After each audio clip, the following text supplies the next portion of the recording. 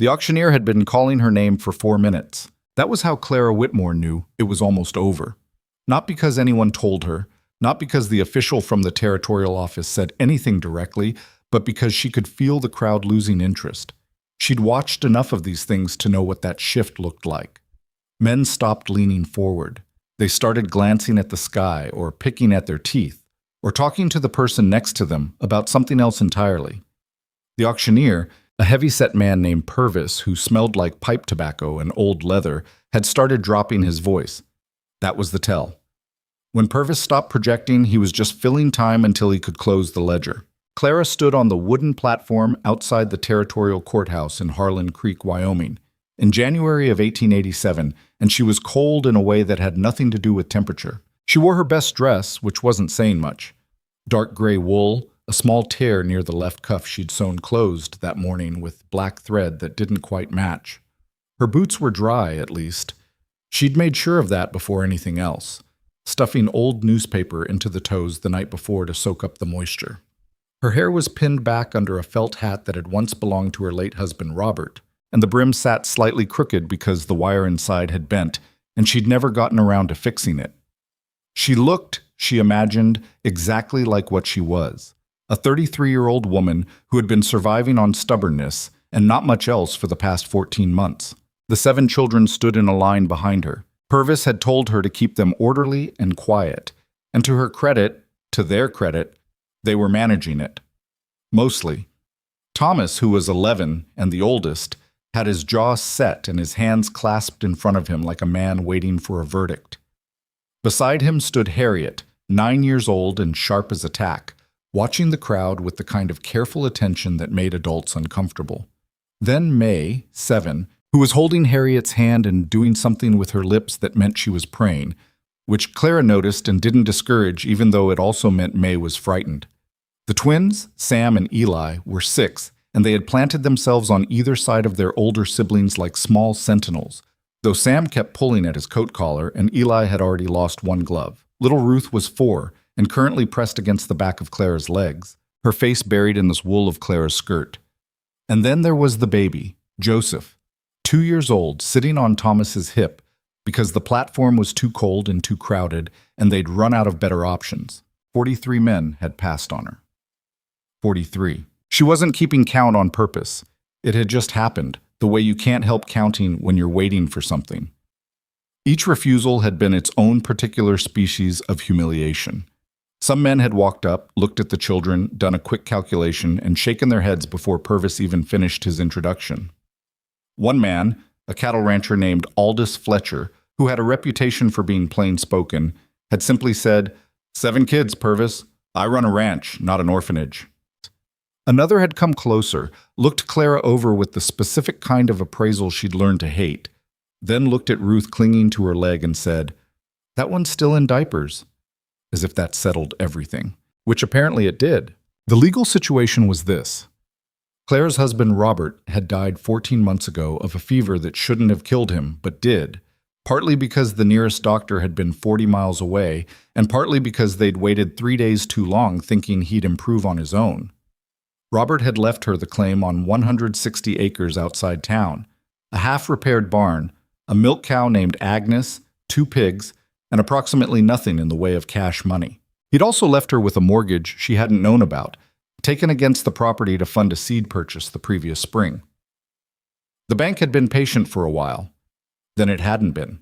When the bank foreclosed, she'd had 3 weeks to find another arrangement or face losing the children to the Territorial Orphan Board. The board had a policy about it.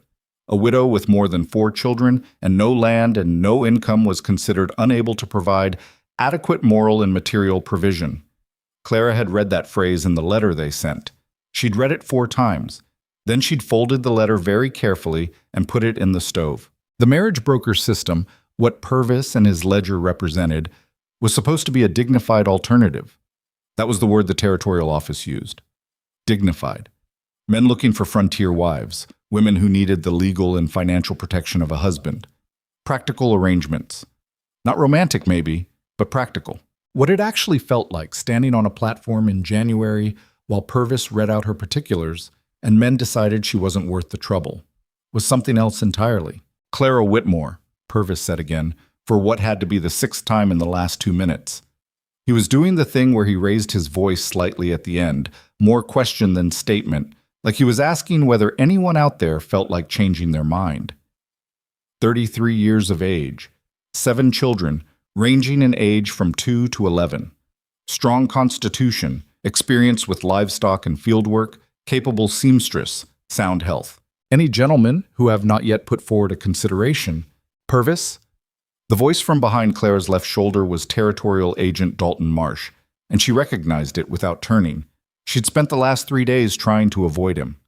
How much longer do we continue? Purvis lowered the ledger slightly. Procedure says we give the full session. The full session ends in... Marsh paused, and she could hear him consulting his pocket watch. 30 seconds, roughly. She heard May make a small sound, quickly suppressed. Then we give it 30 seconds, Purvis said. Clara looked out at the crowd. 20, maybe 25 people still standing in the cold, most of them there out of curiosity, or because they had nothing better to do on a Thursday afternoon. A few women near the back watching with expressions she couldn't read. A group of men near the mercantile who weren't even looking at the platform anymore. The sky behind them was the particular flat white of a Wyoming winter, clouds packed in so thick there was no actual horizon, just the mountains turning dark and shapeless in the distance. She thought about Thomas having to sleep in a dormitory in Cheyenne. She thought about Ruth being handed off to some family who needed cheap help and would work her like a small animal. She thought about the twins being separated, which would almost certainly happen because nobody wanted 2 of anything, and how Eli still woke up some nights calling for Sam even when Sam was right there in the same bed. She was not going to cry. She had decided that at 6 this morning, when she got up and braided her hair and told herself the same thing she always told herself, which was that you got through the next hour and then the one after that, and you didn't spend energy on what hadn't happened yet. But standing here with the clock running out, and Thomas's arms going tighter around baby Joseph, she was finding that resolution harder to hold.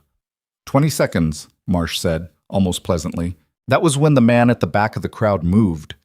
She didn't see him at first. She heard him, boots on hard-packed frozen ground, a particular sound, heavier than most.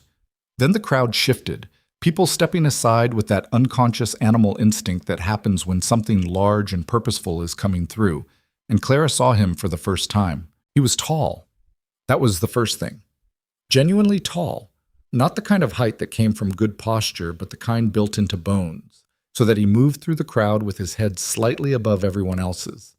He wore a heavy canvas coat with a sheepskin lining, dark with age and weather, and he carried a battered felt hat in his hands rather than on his head, which struck her as strange for January. His hair was dark and longer than town men wore it, curling slightly at the collar.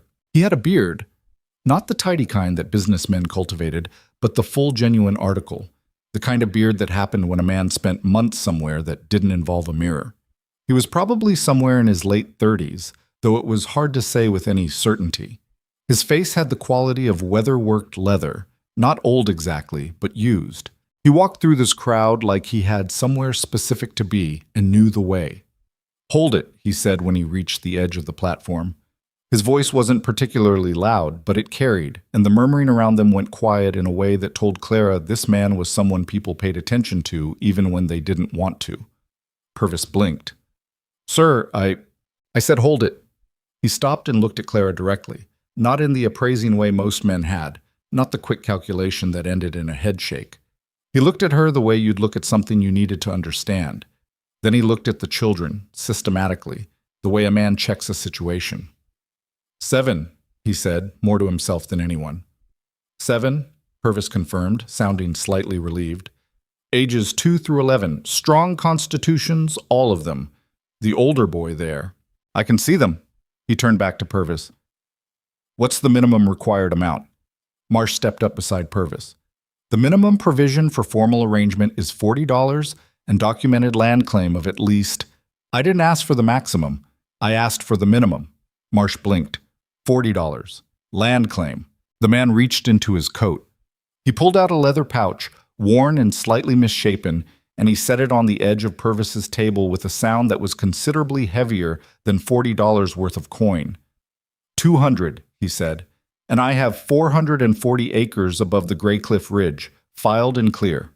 The crowd went absolutely silent. Purvis picked up the pouch.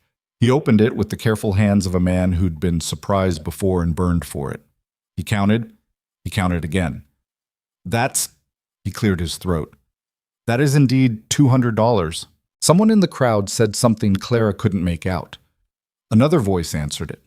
She heard the word Blackridge move through the people like a cold current, whispered and then whispered again, and she watched the faces nearest to her change in a way she didn't immediately understand. The man, Blackridge apparently, didn't look at the crowd. He was looking at Clara again. "My name is Gideon Blackridge," he said, and his voice was lower now, directed at her specifically, not at Purvis or the crowd or Marsh. "I have a homestead in the Gray Cliff Range. It's not a town and it's not comfortable, but it's mine and it's legal and it's got more room than I've ever needed for one person." Clara stared at him.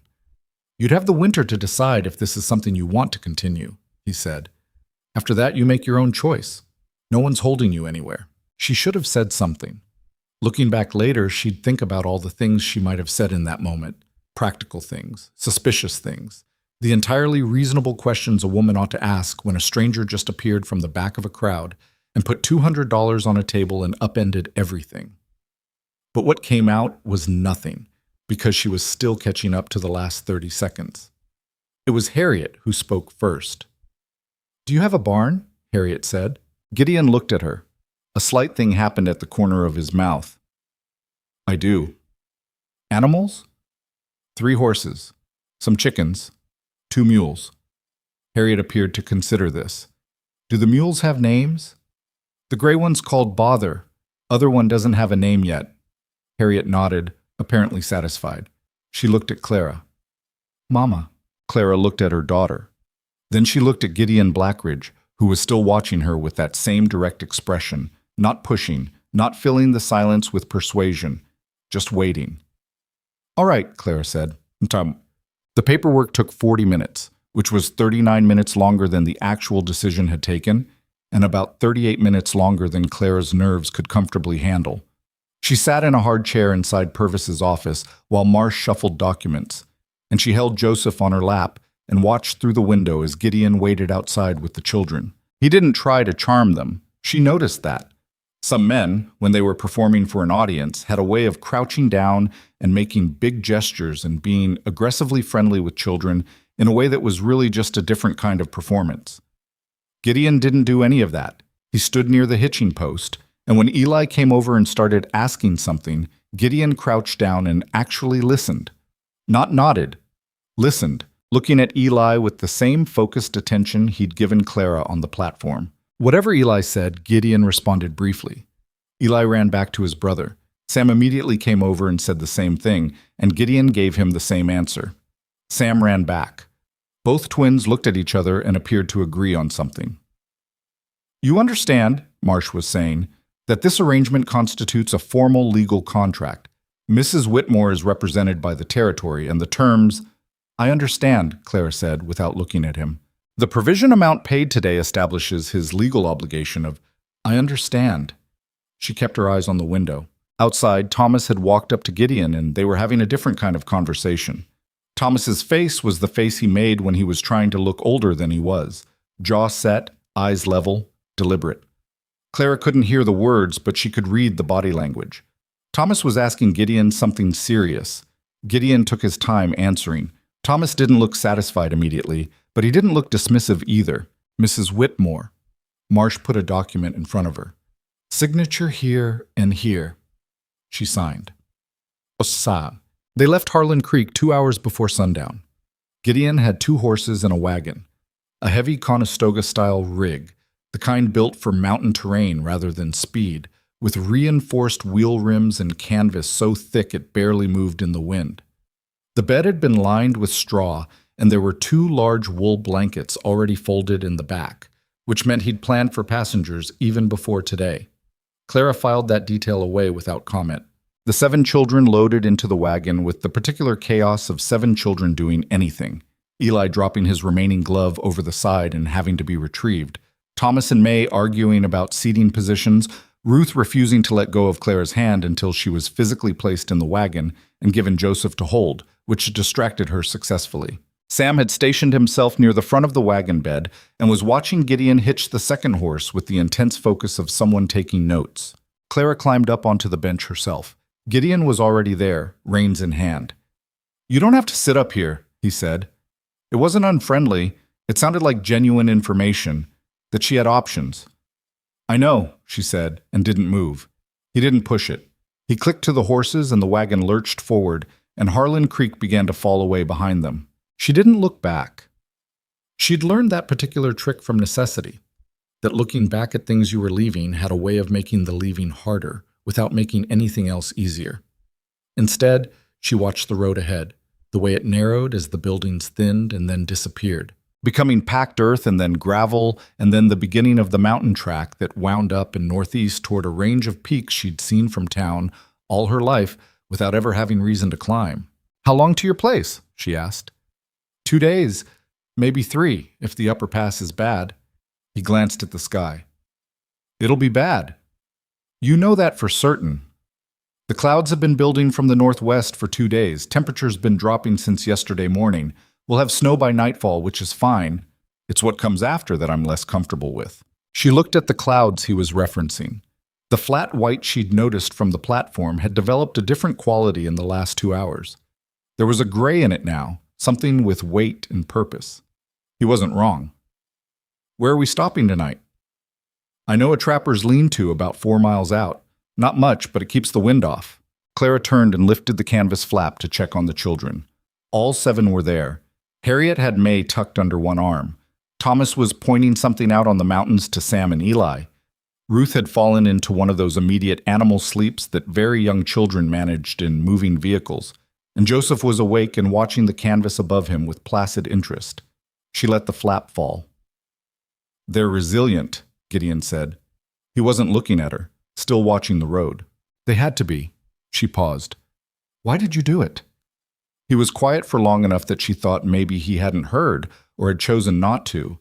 But then, "I was there for something else, and supply run. I was at the back of the crowd." "That's not what I asked." He took a breath. Let it out. "No, it's not." More silence. The horse's hooves on frozen ground made a sound she'd always found steadying.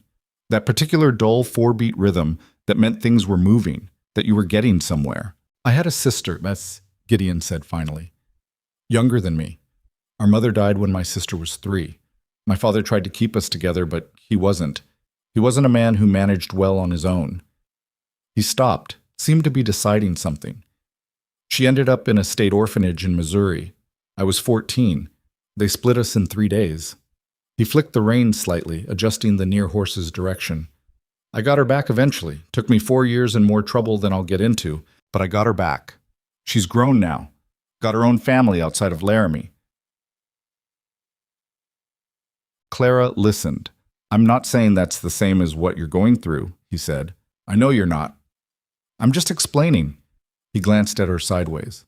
"You asked." "I did." The wind picked up along the ridge to their right, sending a skitter of dry snow across the road ahead of them. One of the horses flicked its ears. Gideon spoke to them in a low, steady voice. Not words exactly, more like a sound, and they settled. "Can I ask you something?" she said. "You can ask." The crowd. "When you said your name, there was something that went through them. Blackridge. People know you." He didn't answer right away. "The way they looked," she pressed, It wasn't friendly." "No." He kept his eyes on the road. "It wouldn't be." "Why?" The horse's rhythm, the wind, the mountains growing closer and larger. "About 6 years ago," he said slowly, "there was a man named Corvin Ash who ran a timber operation out of the Grey Cliff Range. He had a habit of taking land he hadn't paid for and water rights he had no claim to. He put 3 homesteading families off their claims that I know of. 2 of those families had children." Clara waited. "I had a disagreement with him about it." "What kind of disagreement?" Gideon's jaw tightened slightly, just a small movement. "The kind that ended with his timber operation shut down. and 2 of his foremen in the territorial jail, and Ash himself moving his business to Colorado and making it clear he wasn't coming back. And you? And me with a reputation that I'm not entirely able to improve, apparently. He finally looked at her. I didn't kill anyone, if that's what you're building toward. I wasn't building toward anything, she said, which was mostly true. I was listening. He held her gaze for a moment. Just a moment, because the road required his attention, and then looked ahead again. People in small towns remember the version of a story that suits them, he said. The version that has a monster in it somewhere, because that's easier than thinking about what actually happened and why. Clara considered this. What actually happened? I'll tell you more of it when there's more time. He nodded toward the mountains. Right now I need you watching that ridge on the left side. Sometimes there's deer this time of year, and the horses spook easy. It was a deflection, not a dishonest one. It was actually useful information, and the way he said it suggested it was true. But it was also a way to end that particular conversation, and she let it end. The lean-to was exactly what he'd described. A rough timber structure tucked against a rock face, barely enough headroom for an adult to stand upright, but sealed on 3 sides and dry inside. The floor packed dirt with old straw that someone had left, and that still held some insulating quality. There was a fire ring already built just outside the opening, and Gideon had a fire going within 20 minutes of stopping, which was faster than Robert had ever managed it, and Robert had been a capable man. Clara fed the children from the provisions she'd packed: hard bread, salt pork, dried apples. Gideon ate separately, leaning against the wagon wheel, and she noticed he'd taken significantly less than his share and didn't comment on it. Thomas, meanwhile, had positioned himself near Gideon with the careful casualness of a child who wants to ask something but won't admit it. He sat down near the wagon wheel with his bread and ate 3 bites before he said, "What's in the mountains?" Gideon glanced at him. Specifics or general? What's going to be dangerous for us? On the way up. It wasn't what Clara had expected him to ask. She kept her eyes on Ruth's eating and listened. Pass at about 7,000 feet, Gideon said. Snow accumulation this time of year can make it slow going. Possible ice on the north face. We'll take it careful. He ate a piece of bread. The cold's the main thing. If anyone feels like they're getting too cold, they need to say so, not wait. Waiting is how people get hurt. Thomas nodded. He was quiet for a moment. My father used to say that cold was just weakness leaving the body. Gideon said nothing for a moment. Then, your father wasn't right about that one. Thomas looked at him. Not offended, Clara thought. More like something released, some small tension he'd been carrying. Cold is cold, Gideon said. Pretending it isn't is how you lose fingers. Or worse. Thomas nodded again. This time it seemed settled. May had crept close enough to Gideon that she was almost sitting beside him, which was fast even by May's standards. May had always reached toward people with a speed that made Clara's chest tighten with worry. But Gideon shifted slightly, not away, just adjusting, and May wedged herself into the resulting space without apparently noticing how deliberate it had been. Do your chickens have names? May asked. He thought about it with the gravity the question seemed to require. The brown one's called Nuisance. Rest of them don't have names. How many are there? 11, last time I counted. Might be more. There were 2 setting on eggs when I left. May's eyes lit in a way Clara recognized as dangerous. This was the precursor to serious attachment. They hatched? Might have. I've been gone 3 weeks. What if the eggs froze? The coop's insulated. Should be all right. May appeared to take this as both reassurance and personal project. She ate the rest of her apple in thoughtful silence. Already, Clara could tell, mentally naming 11 chickens and their potential offspring. Eli appeared from around the lean-to. There's tracks, he said. Gideon was on his feet before Clara finished processing the sentence. Where? Eli pointed. Past that tree. Big ones. Gideon took a burning branch from the fire's edge and walked in the direction Eli indicated. Clara got up too, leaving the others, and followed him around the structure to where a cluster of spruce trees stood close together in the dark. The firelight reached only so far, casting long, shifting shadows. The tracks were there. Large, deep in the snow, and recent enough that the edges were still sharp. Mountain lion, Gideon said. He held the light close to the track, then straightened and looked at the trees. Not close. These are from this afternoon. Probably moved on. Probably, Clara said. Probably. He met her eyes briefly. I'll stay up first. Let the fire burn high. You need sleep too. I'll be fine. He looked at Eli, who was studying the tracks with an expression of pure, fascinated delight. You did well seeing those. Good eyes. Eli puffed up in a way that Clara could see even in the uncertain light. Sam would have seen them too, he said, fair about it. Probably. Gideon started back toward the fire. But you were first. Clara followed him, watching the way he moved in the dark. Not cautious, exactly, not performing carefulness, just naturally attentive, the way a man moved when he'd spent enough years somewhere that required it that he'd stopped thinking about it. It was a specific quality. She'd only seen it in a few people in her life, and never in someone she'd known this briefly. She thought about the $200. $200 was more than most families in Harlan Creek saw in 6 months. She thought about the crowd's face when he said his name. She thought about the story about Corvin Ash, which she suspected had more detail in it than he'd offered, and probably was, at its core, more complicated than either the monster version or the hero version that small towns typically settled on. She thought about the fact that he'd slept somewhere else 3 weeks ago and driven down to a town where people didn't like him, on a supply run, and ended up putting $200 on a table for a widow he'd never met and her 7 children. She sat back down near the fire. Joseph had fallen asleep against Harriet's side. Ruth was already gone, curled like a small animal under one of the wool blankets. Sam and Eli were waging a whispered argument about who got the corner spot of the lean-to, which Thomas was mediating with the patience of someone who had done this 3,000 times. Normal. It was almost normal, and that was the most disorienting thing about the evening, that with everything that had happened today, with everything that had changed, the children were still just children, doing what children did, and life was insisting on continuing in its ordinary way. Gideon settled near the fire with his back to the wagon, in a position that faced the tree line, and he didn't make a point of it, and he didn't say anything about it. He just sat there with a tin cup of something that steamed and watched the dark. Clara watched him watch the dark for a little while. You can sleep, he said without turning. I've done this before. I don't sleep easily in new places. Neither do I. She pulled her coat closer. Then we'll both be tired tomorrow. He made a sound that might, under other circumstances, have been the beginning of a laugh. It didn't quite make it there, but it was something. The fire burned. The mountains rose around them in the dark, enormous and indifferent. Somewhere far above, in the Gray Cliff Range, a homestead sat empty and waiting, and Clara had no real picture of it. Couldn't imagine what she was heading toward, couldn't know yet what kind of life it would or wouldn't be. What she knew was that her children were sleeping in the same place, all 7 of them, and tomorrow they would wake up still together. For tonight, that was enough. The morning came in gray and mean, the kind of January dawn that didn't so much arrive as slowly make itself known, darkness bleeding into a flat, colorless light that changed nothing about the cold. Clara woke before anyone else, which was habit. She'd been waking before everyone else for so long that her body had simply stopped bothering to sleep past 5, regardless of circumstance. She lay still for a moment, listening. The lean-to held the sounds of sleeping children the way a cupped hand holds water.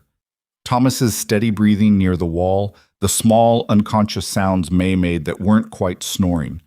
Ruth's complete and absolute silence that had always frightened Clara slightly because it was so total, like the child simply turned herself off. Eli had kicked free of his half of the blanket at some point in the night and was curled against Sam for warmth without apparently realizing it. Joseph was still in the crook of her arm, heavier in sleep than he ever seemed awake. She extracted herself carefully, laid him against Harriet, who stirred and accepted the weight without waking, and went outside. Gideon was already there. He was crouched near what was left of the fire, adding small sticks to coax it back from coals, and he looked up when she came out but didn't say anything. There were shadows under his eyes that told her he'd kept his word about staying up through the night, which she hadn't asked him to do and hadn't expected him to actually do. She crouched on the other side of the fire ring and held her hands over the weak heat. Did you sleep at all? Some. He added a larger piece of wood. Couple hours. Liar. He looked at her. Something shifted in his expression. Not offense, more like surprised acknowledgement. Maybe an hour. Why? He poked at the coals. Because I brought 9 people into the mountains in January, and that mountain lion's territory was less than a quarter-mile back.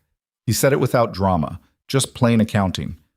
Seemed like the right call. She thought about arguing the point and decided it wasn't worth it. The fire was going properly now, and she moved to the wagon to start organizing breakfast.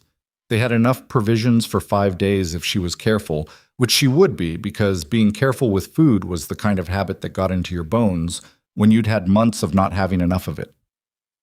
"We need to move early," Gideon said. "Weather's coming faster than I thought." She looked at the sky. Same flat white as the day before, but he was right that it had changed. There was a pressure in it now, something lowered and dense. She'd grown up in Wyoming. She knew what that sky was building toward. How early is early? As soon as the children can be ready. She started the biscuits. "Give me 40 minutes. It took 45, which given 7 children and a frozen water situation, she considered close enough to a victory that she didn't apologize for the extra 5 minutes. Gideon didn't seem to expect one. He'd used the time to check all 4 wagon wheels, rehitch both horses, and repack the supply crates in the wagon bed in a configuration she didn't recognize, but which, when she looked at it, made obvious structural sense, distributing the weight lower and more centrally than she'd had it. She noticed but didn't comment. Thomas noticed too. She could tell by the way he watched Gideon secure the last rope, the particular attentiveness of a boy who was filing things away for later. They were moving by what passed for early morning. The road, and it was generous to call it a road at this elevation, more a widened track cleared of the largest obstacles, began climbing in earnest about 2 miles out of the lean-to's location. The horses worked steadily, Gideon managing them with minimal drama. Clara sat on the bench beside him again and watched the terrain change as they rose, the scrub trees thickening into proper timber, the ground losing its flatness and developing in tension. Behind them, the children ran through cycles of activity, loud, then quiet, then argument, then resolution, then loud again, with a reliability that Clara found obscurely comforting. She had a friend once, years ago before she married Robert, who'd said children were chaos, and Clara had thought she understood what that meant. She understood it better now. But chaos wasn't the same as disorder. There was a pattern to it, and she'd learned the pattern so well she could read it the way a rancher reads sky. "Your oldest," Gideon said, sometime around mid-morning. "Thomas. How old is he?" 11. He's been carrying something since yesterday, something he worked out for himself. She looked at the side of his face. "What do you mean?" "He came to me last night while you were banking the fire, asked me what I expected from him." She hadn't known that. "What did you tell him?" "I told him I expected him to look after himself and tell me when something was wrong." He paused. "He wanted me to say I expected him to be the man of the group, be responsible for the little ones. He always does that." "Yeah." Gideon was quiet for a moment. "I told him that was my job right now, and he could just be 11. Clara turned that over. She knew she should say something, probably thank him, but the thing that happened in her chest when she heard it wasn't gratitude exactly. It was something more complicated. The particular ache of realizing your child had been carrying something you'd given him without meaning to, and that someone else had noticed before you thought to fix it. "Did he listen?" she asked. "He looked at me like I'd said something in a foreign language." Gideon made a small sound. Then he said, "Yes, sir. Very formal. That's Thomas. He'll be all right." It wasn't a hollow reassurance. It had the quality of an observation, like he'd assessed something and arrived at a conclusion. She found, to her mild irritation, that she believed him. The snow started at noon. It came in light at first, the kind that drifts more than falls, small flakes that settled on the horses' backs and on the canvas and on Clara's coat collar without accumulating immediately. Then it got heavier. Then heavier still, until the world beyond the immediate circle of the wagon had become a moving white curtain, and the road ahead was visible only about 30 feet at a stretch. Gideon said nothing. He kept the same pace, watching the horses' ears. They would tell him things the road wouldn't, and occasionally looking to the right, where the land dropped away sharply into what was, Clara understood, a considerable fall. She watched him check the drop with the regularity of a man who's calculating something. And she didn't ask about it because there was no useful answer he could give her right now. "Mama." Harriet's voice came from inside the wagon. She'd lifted the canvas flap an inch. Joseph keeps trying to eat the straw. Give him the hard bread, the end piece. That's what I did. He spit it at Sam. Then let him spit it. He'll get bored. She let the canvas fall. Does this happen a lot? Gideon asked. Joseph spitting? Constantly. He's going through a phase where he thinks his mouth is a catapult. Something happened in Gideon's face that he didn't quite manage to stop in time. It was the same almost thing from the night before. The shape of a laugh that didn't fully arrive. She filed that away too, the way she'd been filing things, not sure yet what she was building toward with all of it. You have brothers? Sisters? She asked. She already knew about the sister in Laramie, but she was curious about how he'd answer unprompted. One sister, younger. He adjusted the right rein. Margaret. She married a surveyor named Paul Hendrick. They've got a son. I haven't seen them in about 2 years. Why not? He took a moment. Margaret worries about me, being out here alone. It's easier not to see her than to have the conversation about it over and over. Clara considered this. It was an honest answer, which she hadn't fully expected, and it was also a complicated one. The kind of logic that made complete sense to the person living it and was also clearly not entirely healthy. She recognized it the way you recognize something you've done yourself. She must think about you, Clara said.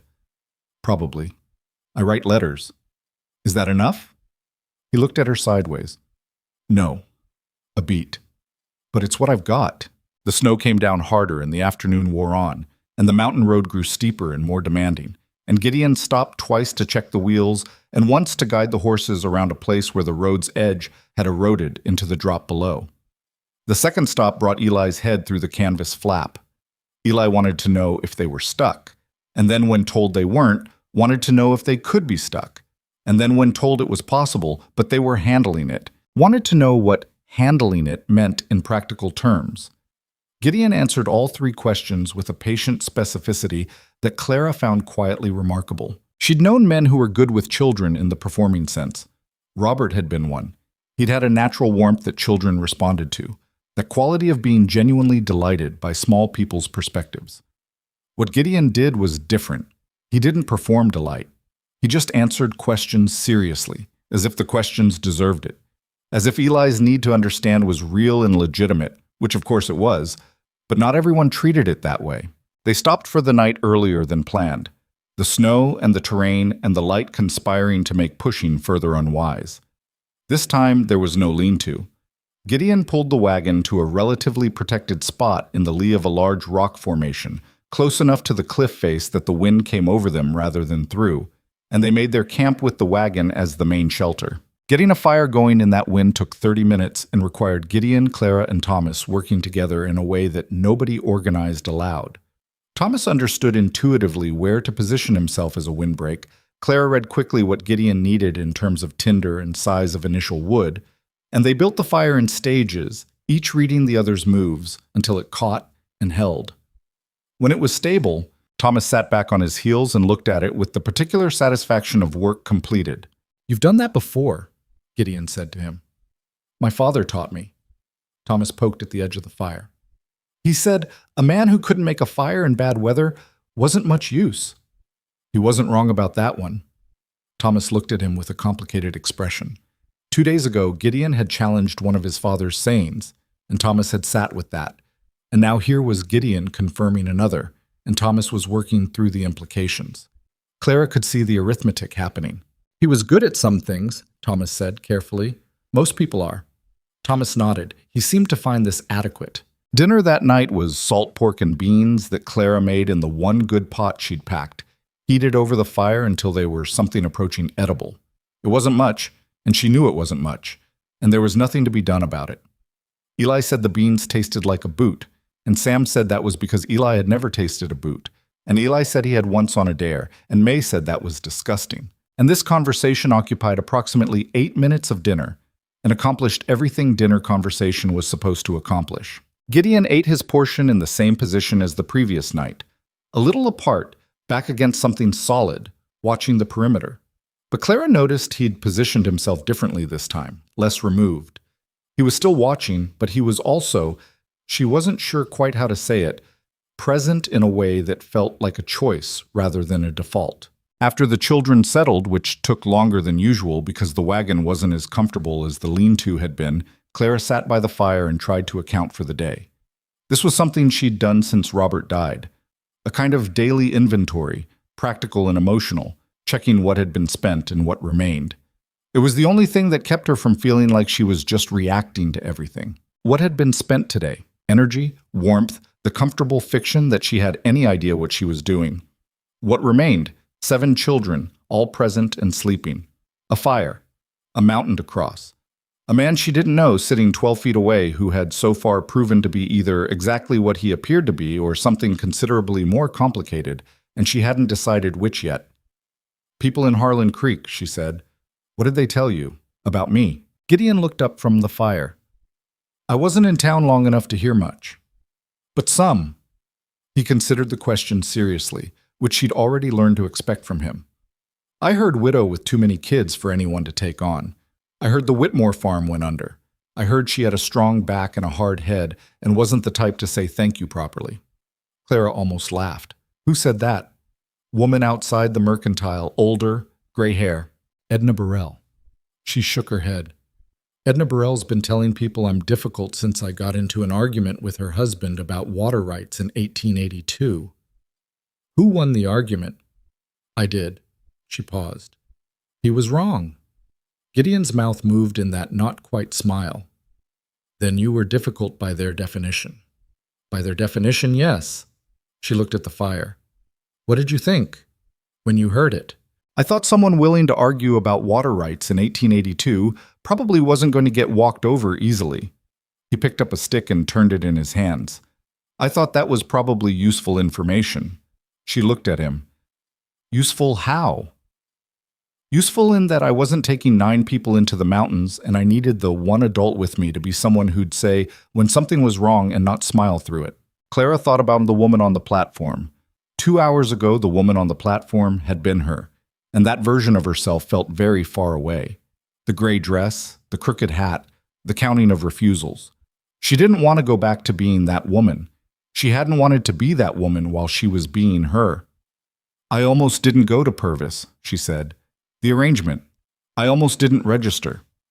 What changed your mind? Ruth. She didn't hesitate. Ruth's 4. She's still young enough to adapt to somewhere new, to people she doesn't know, but she's also old enough that she'd know something was wrong. She'd know she was alone in it. Clara looked toward the wagon where Ruth was sleeping. I could survive most things. I've been doing it. But I couldn't survive watching her figure out she'd been left somewhere without me.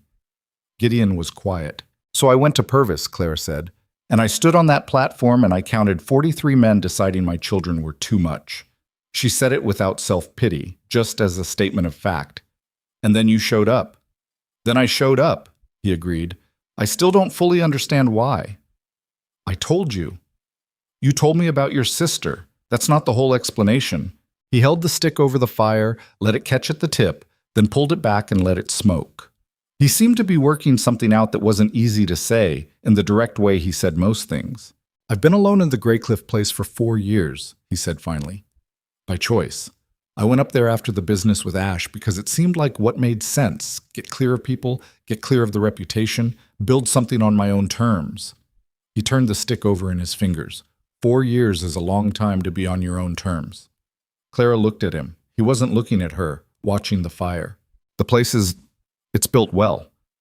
I built it to last. There's room. There's a root cellar, proper insulated walls, good water access from the spring on the north side. I built it all for somebody. I think, even when I was telling myself I was building it for me. He stopped. That probably sounds... No, she said. He looked at her then. No, she said again, quieter. He nodded. Set the stick down. The fire moved between them. Somewhere in the wagon a child shifted in sleep, some small unconscious adjustment, and then went still again. You should sleep, Gideon said. I know, but she didn't move immediately. Can I ask one more thing? You can ask. The $200. She watched his face. You said the minimum was 40. You paid 200. Why? He was very still for a moment. Because 40 buys an arrangement, he said. 200 says I'm serious about it." She looked at him for a long moment. Then she got up, said goodnight with the matter-of-fact brevity she'd been using all day, and climbed into the wagon with her children. She didn't know how long she lay there awake. Long enough to listen to the snow and the wind negotiate over the rock face above them. Long enough to hear Gideon add wood to the fire twice. In the morning, the snow had stopped, but the cold was deeper. The kind of cold that followed a night of snowfall, and was somehow worse for the clearing, as if the sky had been holding warmth with its cloud cover and now had let it go entirely. The horses were frost-rimmed and unhappy, and Gideon spent 20 minutes with them before he'd let anyone else approach. Sam, who had decided during the night that horses were his primary interest, shadowed Gideon through the entire process. He didn't ask questions, which Clara thought was unusually restrained of him, until Gideon handed him the currycomb and showed him how to work with the direction of the hair. "What's his name?" Sam asked. "Duke. The other one's Banner." Sam ran the comb carefully. Duke shuddered once under his hands and then settled. Sam froze. "Keep going," Gideon said. "That just means he felt it. It's not bad." Sam kept going, tentative at first, and then with more confidence as Duke's head lowered and his ears relaxed into the comfortable drop that meant the horse was content to stand and be worked. Sam's face, Clara noticed from where she was getting the children's breakfast together, had gone very careful and very concentrated, the way children look when they're doing something they suspect they might be good at and are afraid to believe it yet. Gideon watched Sam from the other side of the horse without appearing to watch him, which was a thing he did, Clara was learning. That particular quality of attention that wasn't intrusive. The upper pass was the hardest part of the day, and the day was already hard. The road narrowed to a track, in some places barely wide enough for the wagon with a foot of clearance on each side, and to the right the mountain fell away into what was simply space, white and gray and enormous and indifferent to them. Clara sat on the bench and kept her eyes on the road ahead, and did not look right, which required more concentrated effort than it should have. She was aware that the children had gone quiet inside the wagon. That particular quality of quiet that wasn't silence but was children understanding that something serious was happening and choosing to not add to it. Even Eli, which told her the atmosphere had communicated itself clearly. Gideon spoke to the horses constantly through the worst of the pass. Not commands exactly, more like conversation, low and steady and specific. Duke, who was on the mountainside and taking most of the responsible work, moved with a care that looked almost deliberate. Banner, on the drop side, needed more management, and Gideon's right hand worked the rein with tiny consistent corrections. At one point, about midway through the pass, the road surface was ice under its snow cover, and Clara felt the wagon begin a slow, sideways movement that was not something she had words for in the moment, just a physical sensation of wrongness, of the solid world declining to be solid. Gideon stood on the brake, spoke something sharp to Duke, and for about 4 seconds, the outcome was genuinely unclear.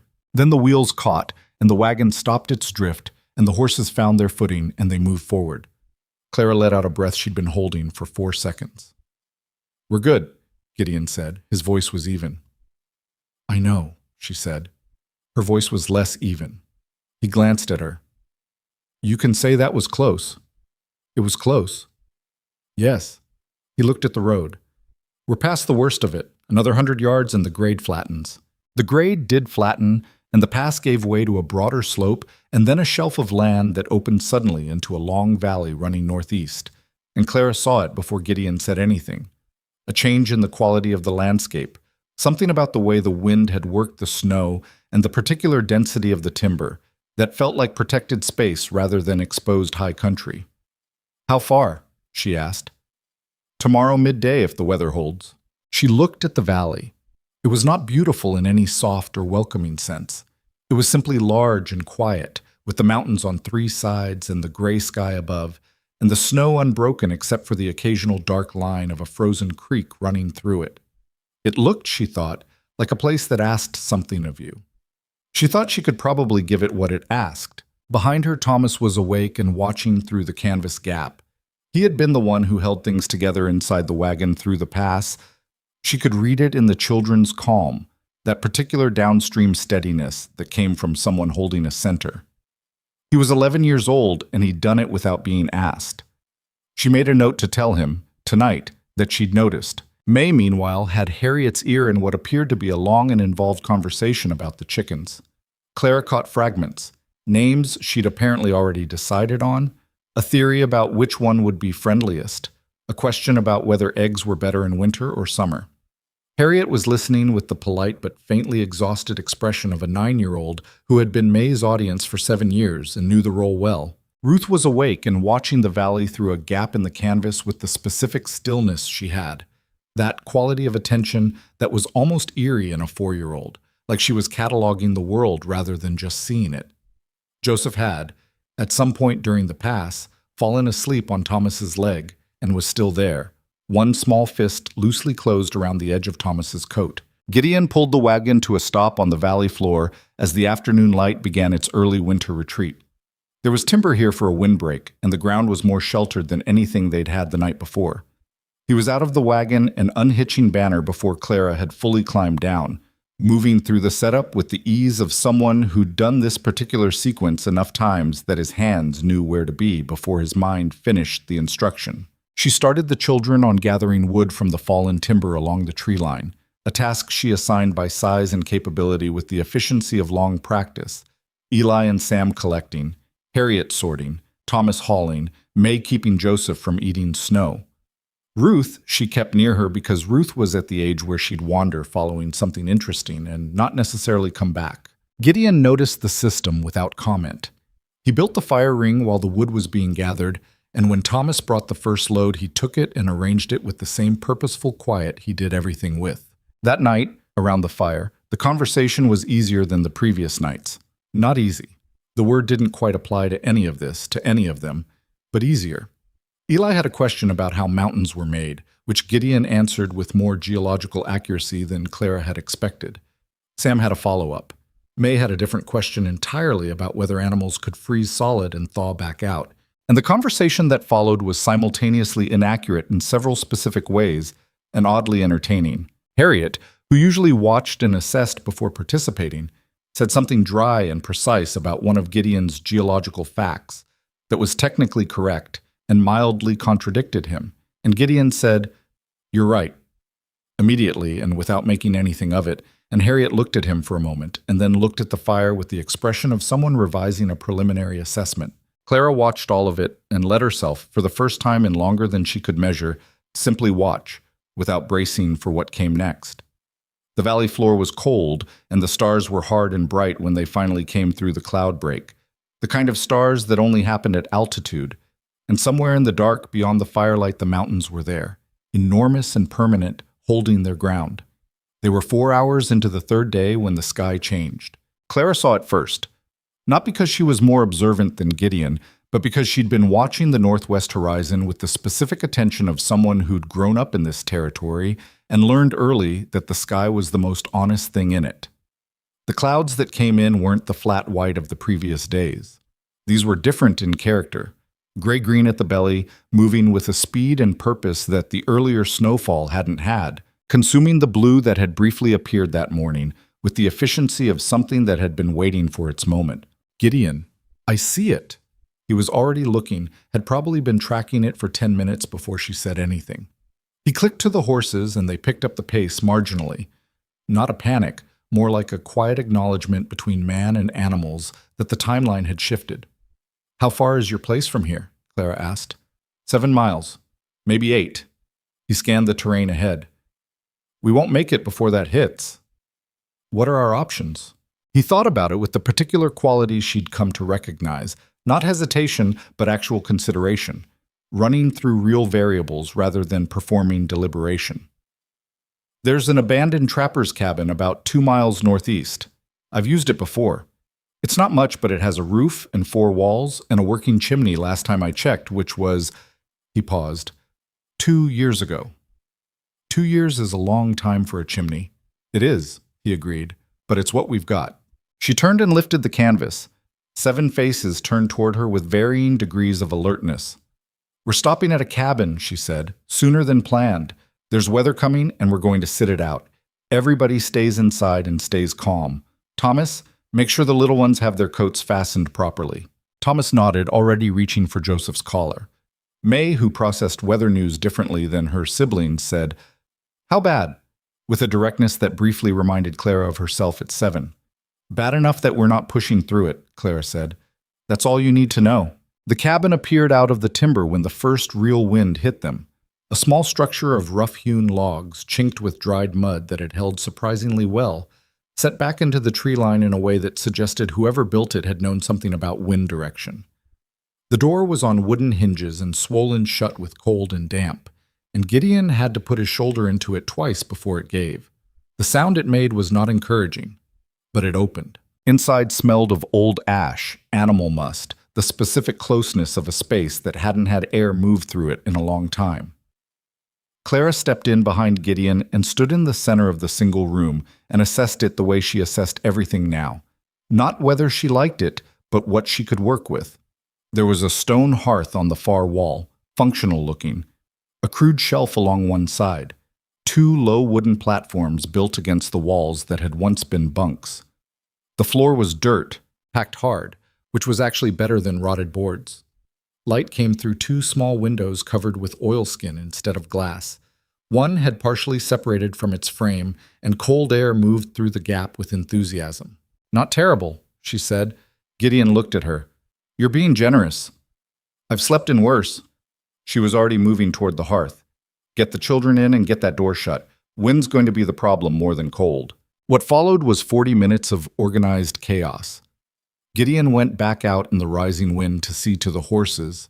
There was a rough lean-to structure behind the cabin he'd remembered, and getting Duke and Banner secured before the full brunt arrived mattered for reasons beyond comfort. Clara got the fire started in the hearth, which took longer than she wanted because the chimney had indeed developed a partial blockage in 2 years, and the first attempts at drawing smoke resulted in the smoke choosing the cabin interior instead. Thomas ran the window gap, stuffing it with strips of the spare wool blanket Clara directed him to.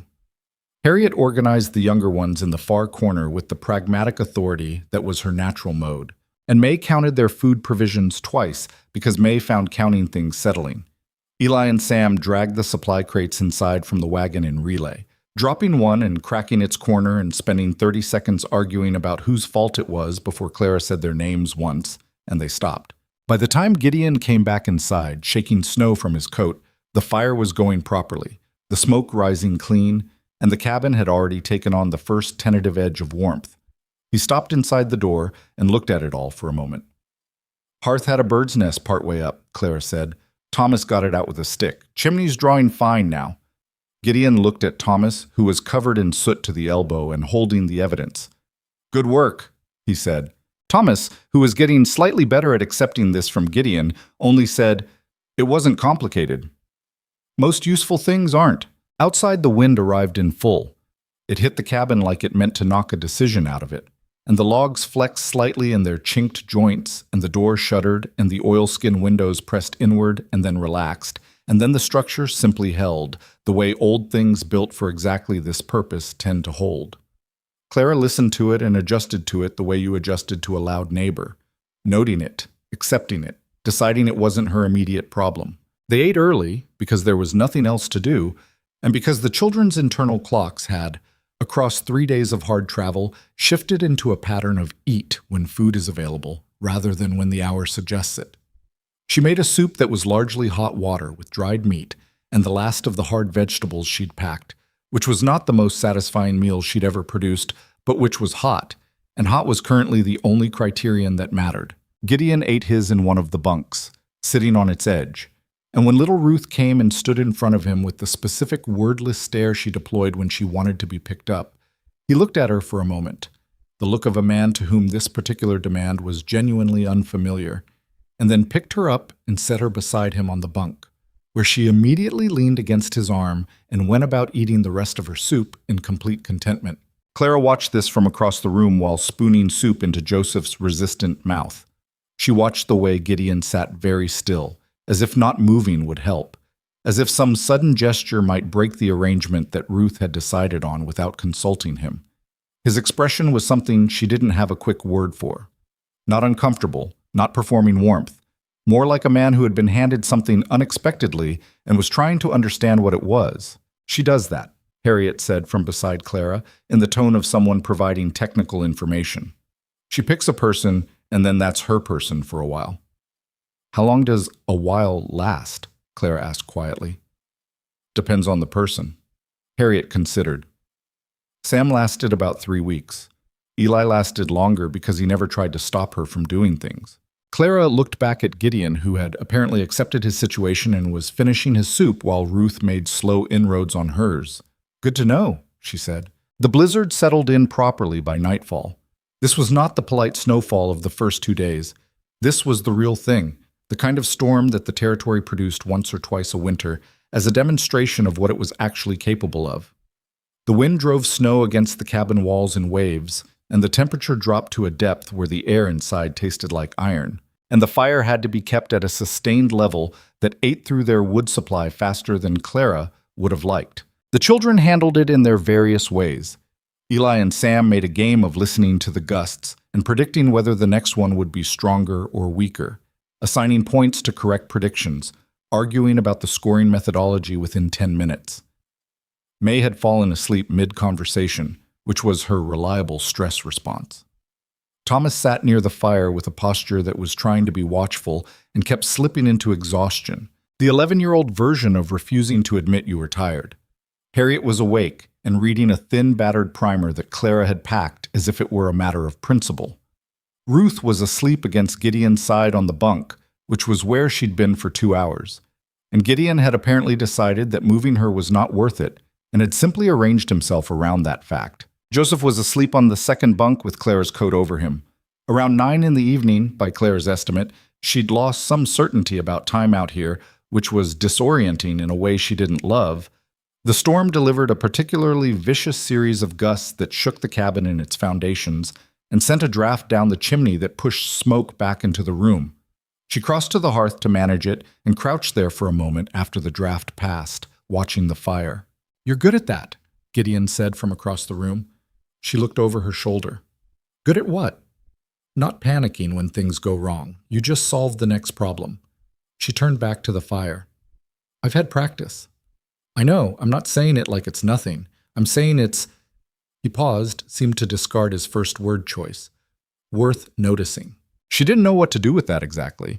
Not because it wasn't welcome, it was in the specific way that being seen accurately by someone you respect is always welcome. It was the respect part she was still figuring out.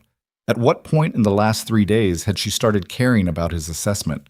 She wasn't sure, and not being sure about something that felt significant made her cautious. "You're the one who's been keeping us alive in these mountains," she said. "I think that's worth more than not panicking. Those aren't competing things." She stood up, turned around, leaned against the hearth wall because it was warm. "No, I suppose they're not." He was quiet for a moment. Ruth breathed steadily against his side, her dark hair spread across his sleeve, and he looked down at her with that unguarded expression he'd had earlier, the one that didn't know what to do with tenderness and had it anyway. "Tell me something about before," he said. Not the way people said it when they wanted gossip, the way they said it when they wanted to understand something. Clara thought about what before meant. There was a long before and a short before. The long one started in Laramie, where she'd grown up, 4th of 6 children, in a household that was loud and crowded and not always kind. The short one started when she married Robert Whitmore at 19, moved to the Harlan Creek claim, and began the particular life that had brought her to a platform in January. She picked the shorter version. "Robert was a good man in most of the ways that matter," she said. "He worked hard. He didn't drink to excess. He wasn't cruel." She considered. "He also wasn't— He made decisions without asking me about the farm, about money. Not because he thought I was stupid. I think he genuinely believed he was protecting me from worrying." "But you found out anyway." "I found out about the mortgage when the bank came to the door," she said, 14 months after he was in the ground. She said it without heat, which had taken some time to get to. "If he'd told me, I might have found a way to manage it. I'd been managing the farm mostly on my own for 2 years by then. He was sick a lot toward the end, before the fever finished it. I knew what we had and what we didn't." "Did he know that you knew?" The question stopped her. Nobody had ever asked her that, and it was the right question. She'd turned it over herself in the long months after, in the way you turn things over when there was no one left to ask. "I think he did," she said slowly. I think he knew I was capable, and he didn't quite know what to do with that. It was easier to just keep making the decisions and hand me the outcomes. Gideon nodded. He wasn't offering a verdict on Robert, which she appreciated. And before him? Before him, I was just trying to get out of my father's house without making it worse for the ones I was leaving behind. She paused. 3 younger siblings. My mother wasn't... She managed, but she didn't have a lot of fight left. She stopped.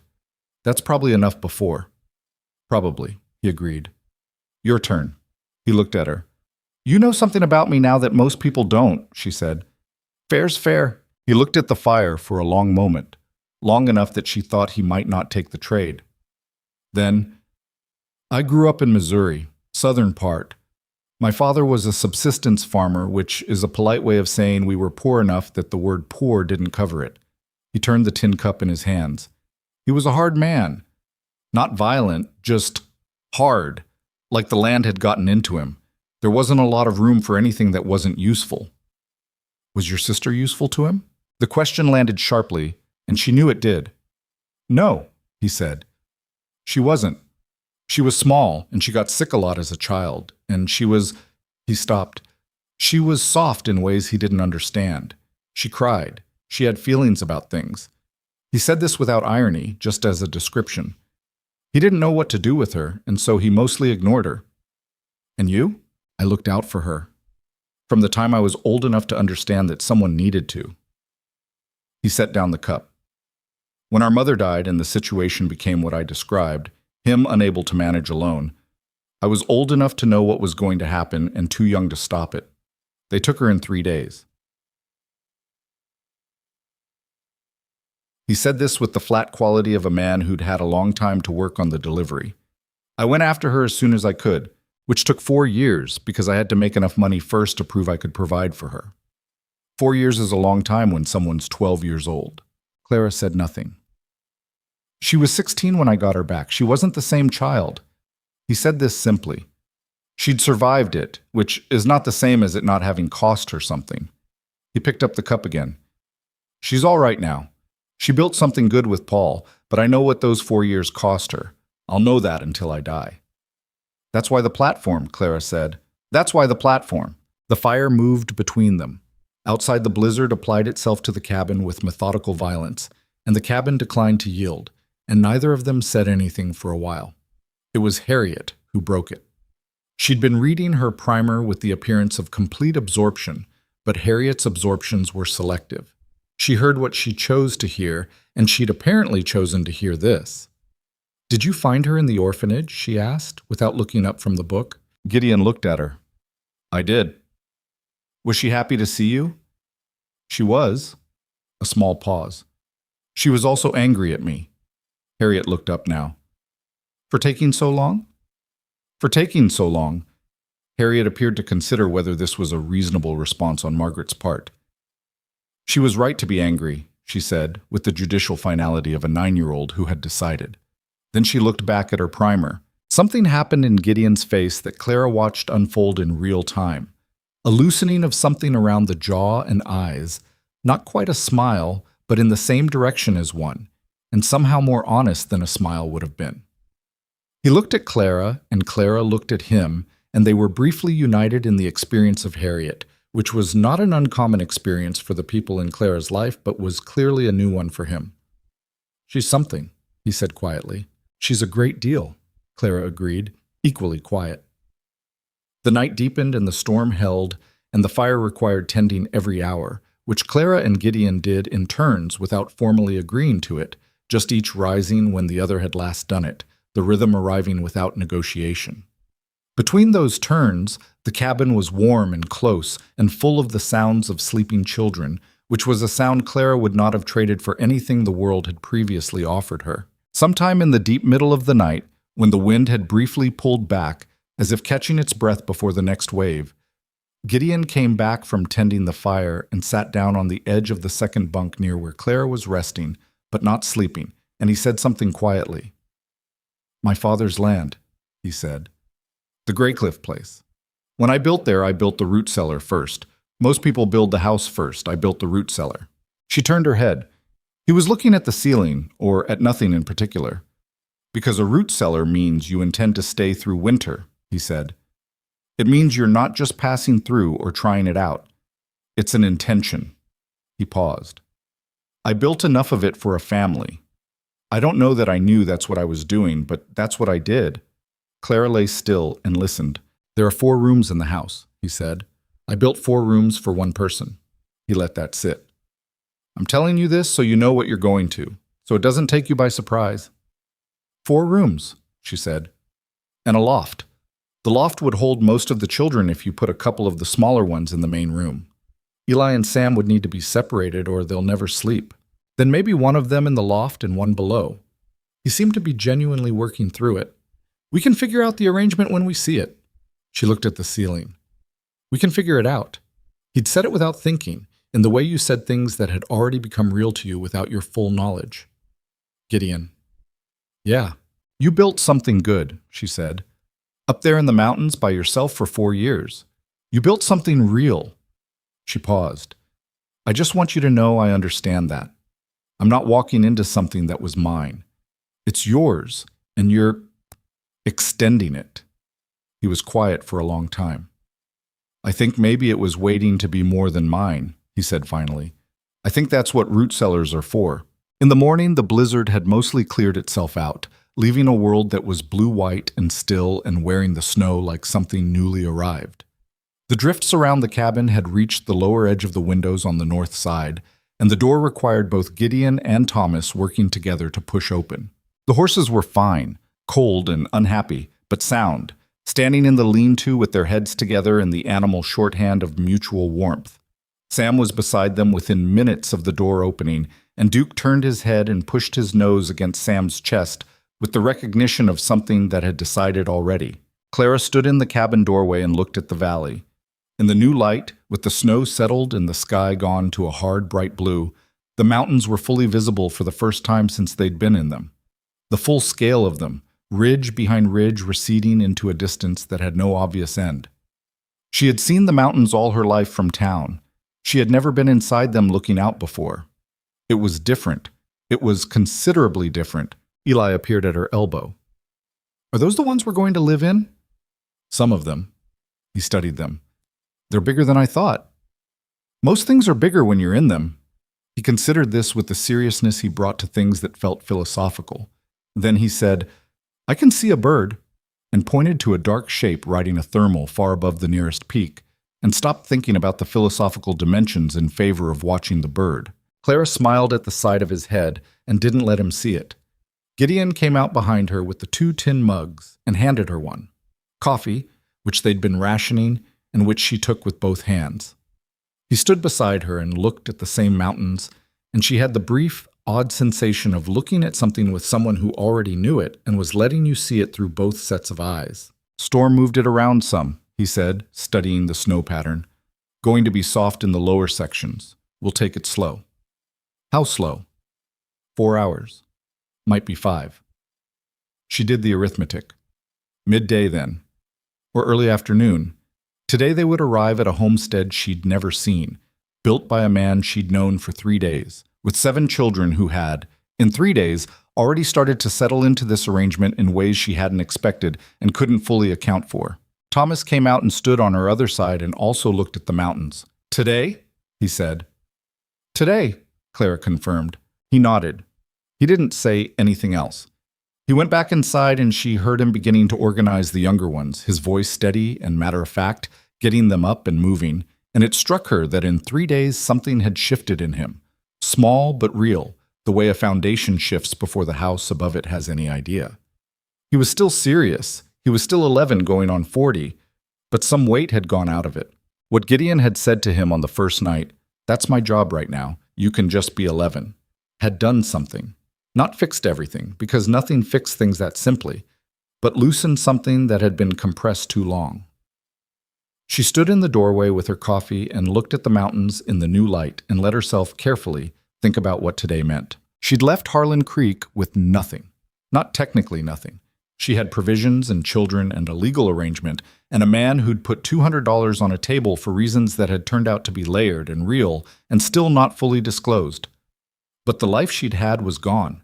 The farm, the mortgage, The particular shape of the days she'd built with Robert, flawed as they'd been, gone. What was coming instead was a root cellar, and 4 rooms and 11 chickens, one of them named Nuisance. Mountains that were bigger on the inside than they looked from the outside. A man who answered children's questions like they deserved answers, and watched the tree line at night without making a performance of it. It was not what she'd planned. It was not what anything in her previous life had been building toward. It was something else entirely, the shape of which she couldn't yet see fully. She was too close to it, too much inside it, the way you couldn't see the scale of the mountains when you were among them. But it was there. That much she was certain of. It was solid, and it was there. She drank her coffee. Behind her, the cabin filled with the noise of children waking and arguing and asking questions and needing things, the ordinary, unstoppable machinery of her family, and the mountains stood in their blue light and the sky held still, and somewhere northeast, 7 or 8 miles up a slope. She hadn't yet traveled. A homestead was waiting with its root cellar and its 4 rooms and its loft, and the fire, when they got there, would need to be laid and lit. She knew how to do that. She'd learned, among other things, that she knew how to do most things she hadn't known she could do until she needed to. The wagon was packed by the time the sun had cleared the eastern ridge. Gideon drove. Clara sat beside him. The 7 children were behind them, and the mountains were ahead. And the horse named Bother, the gray mule, she had to correct herself, though she kept forgetting, was pulling at his traces with his characteristic uncooperative energy, and Gideon was managing him with a patience that was, she thought, either long practiced or constitutionally built, and she wasn't sure which. It was while they were crossing the lower slope, the snow soft but manageable, the trees thick on both sides, and the light coming through them in long slanted bars, that she had the first clear feeling of something she didn't name immediately. It arrived as a physical thing, a kind of steadiness in the chest, not happiness exactly. Happiness was too small a word and also too simple for what this situation was. More like the feeling of a foundation settling. The recognition that something real was being built. She didn't say it aloud. There was no need to. The horses moved through the snow, and the children talked behind the canvas, and Gideon managed the reins with his usual quiet competence, and the mountains held them without judgment, and the homestead waited ahead. What she didn't know yet, what none of them knew, was that they were not the only ones moving through these mountains that day. Someone else was on the trail, and he had been watching them for longer than any of them realized. He came out of the tree line on horseback, and the first thing Clara noticed was that he wasn't in a hurry. That was the wrong detail to notice first, maybe, but it was what registered. Not the gun at his hip or the size of him, or the way his horse moved through the deep snow with a familiarity that said this man knew these mountains. It was the lack of urgency. He rode out of the timber the way a man rides into his own yard, with the particular ease of someone who believes the space belongs to him. There were 2 men behind him. She counted them quickly, the way she'd learned to count things that mattered. 1, 2, flanking wide, 1 on each side of the trail ahead, positioned with a purpose that didn't look accidental. Gideon had already stopped the wagon. His hands on the reins were still but not loose. The man on the lead horse was big across the chest and shoulders, dark-coated, with a hat pulled low enough that his face came out of shadow slowly as he rode closer. He had a beard going gray at the edges, and eyes that were pale, some light color, hard to say in the winter light. And they moved over the wagon and over Gideon and came to rest on Clara with a quality she recognized on instinct and disliked immediately. He stopped his horse 20 feet from the wagon. "Blackridge," he said. His voice was conversational, almost friendly, and that was somehow worse than if it had been threatening. "Heard you were in town." Gideon said nothing. The man's pale eyes moved back to Clara. "And you brought company." He said it like he was noting something mildly interesting. "Didn't think that was your way." "It's not your business what my way is, Voss." Gideon's voice was flat, not loud. The kind of flat that happened when volume would be wasted. Rhett Voss. Clara turned the name over quickly, searching for what she knew about it, and found not much. A vague association with trouble in the lower ranges, something she'd heard once in Harlan Creek without paying close attention because it had been someone else's trouble at the time. She was paying attention now. Voss pulled one glove off with his teeth and looked at his bare hand the way men did when they were making a point about not being in a hurry. "I've got business in the Graycliff Range," he said. Been meaning to discuss water access with you for a while now. The creek that runs off your north face comes across 2 sections I've got interest in. You don't have interest in those sections.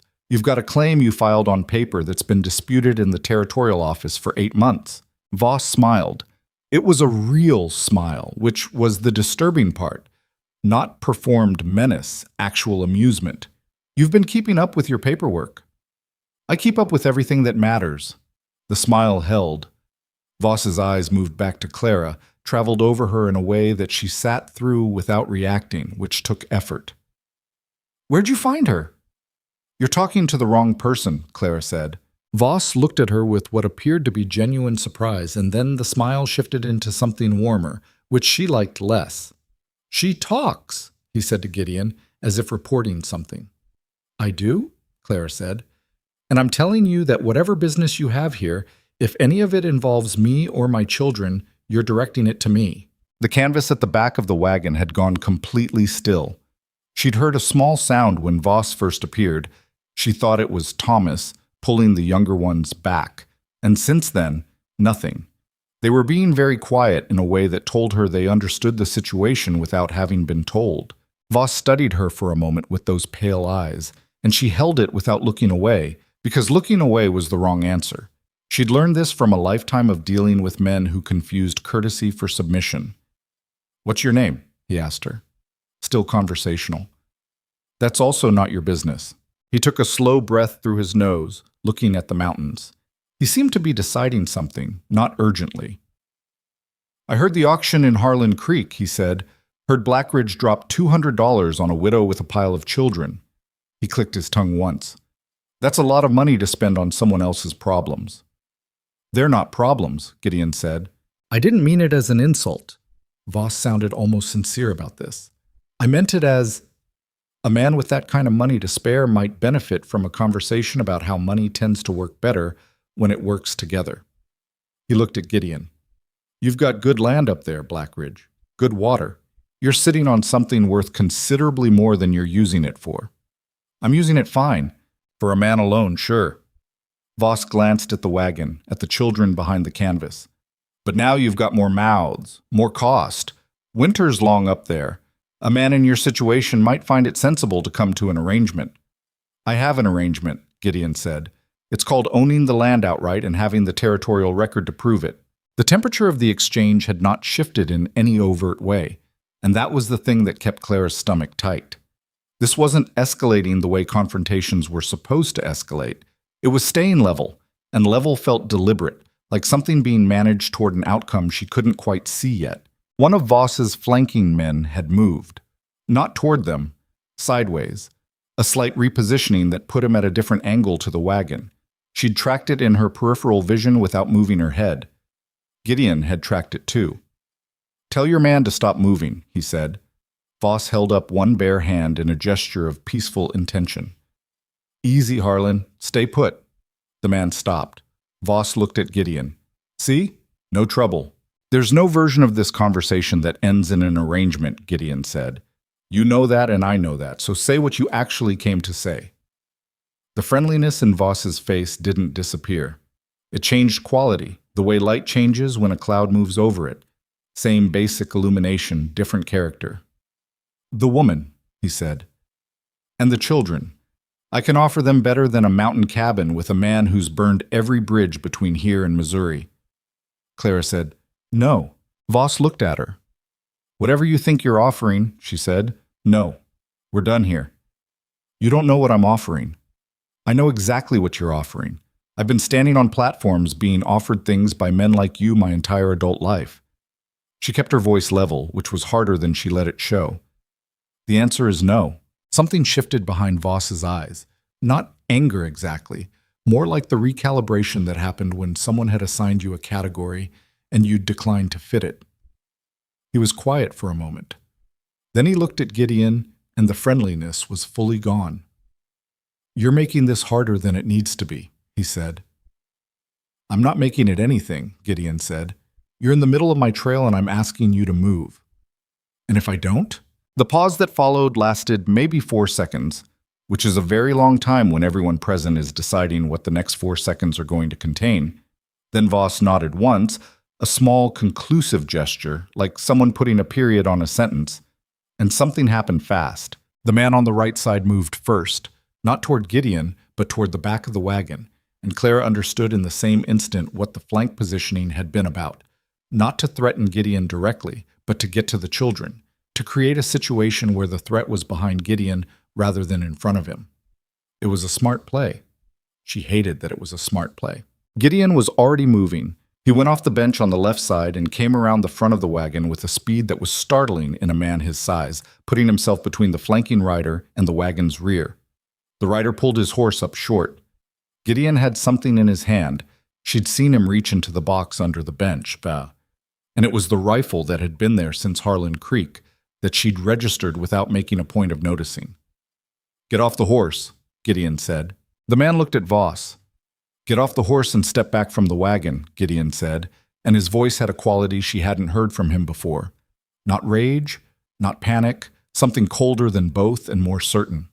The voice of a man who had made a decision and was on the far side of it.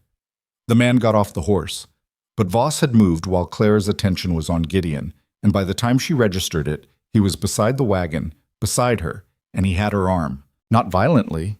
That was the thing. Not yanking, not rough, just a firm grip on her upper arm with that massive bare hand, and he spoke quietly near her ear. "This doesn't have to be difficult," he said. "He can keep the children. That's more than fair, isn't it? 7 children and a land claim. Reasonable exchange." She felt the cold of his hand through her coat sleeve.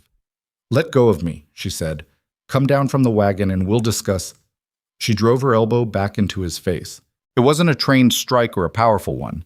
She caught him more on the cheekbone than the nose, which would have been more effective, but it landed solid, and it was unexpected, and Voss's grip released and he stepped back and made a sound that was mostly surprise rather than pain.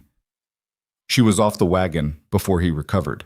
She landed badly, her right ankle turning on the uneven snow, and she went down on one knee, and the cold hit her hands where she caught herself, and she was up again in the same motion, turning, putting the wagon at her back. Her ankle sent a hot complaint up her leg that she registered and set aside. Voss had a hand to his cheek. He was looking at her with an expression she couldn't read immediately. It took her a moment to identify it as something between anger and a reluctant reassessment. "You hit me," he said. "Yes," she said. "That was," he started. "I'll do it again," she said, "and harder." He was still for a moment, hand against his face, and in that moment she heard the back canvas of the wagon being pushed aside, and Thomas dropped to the ground. He had the short-handled hatchet from the supply crate. His face was white, but his jaw was set, and his feet were planted in the snow with the deliberate weight of someone who'd decided where they were standing. Thomas was 11 years old, and he was standing between Rhett Voss and the wagon with a hatchet, and the expression on his face was one of the most frightening things Clara had seen, not because it was wild or violent, but because it was completely controlled. The face of a person who had made a decision they weren't going to move from. "Thomas?" Clara said. "I'm fine," he said. He didn't look at her, didn't take his eyes off Voss. "I know you are. Stay where you are." Voss looked at Thomas. Something crossed his face that Clara couldn't fully interpret. Surprise, certainly, but something beneath that, some older thing. On the other side of the wagon, the situation was deteriorating differently.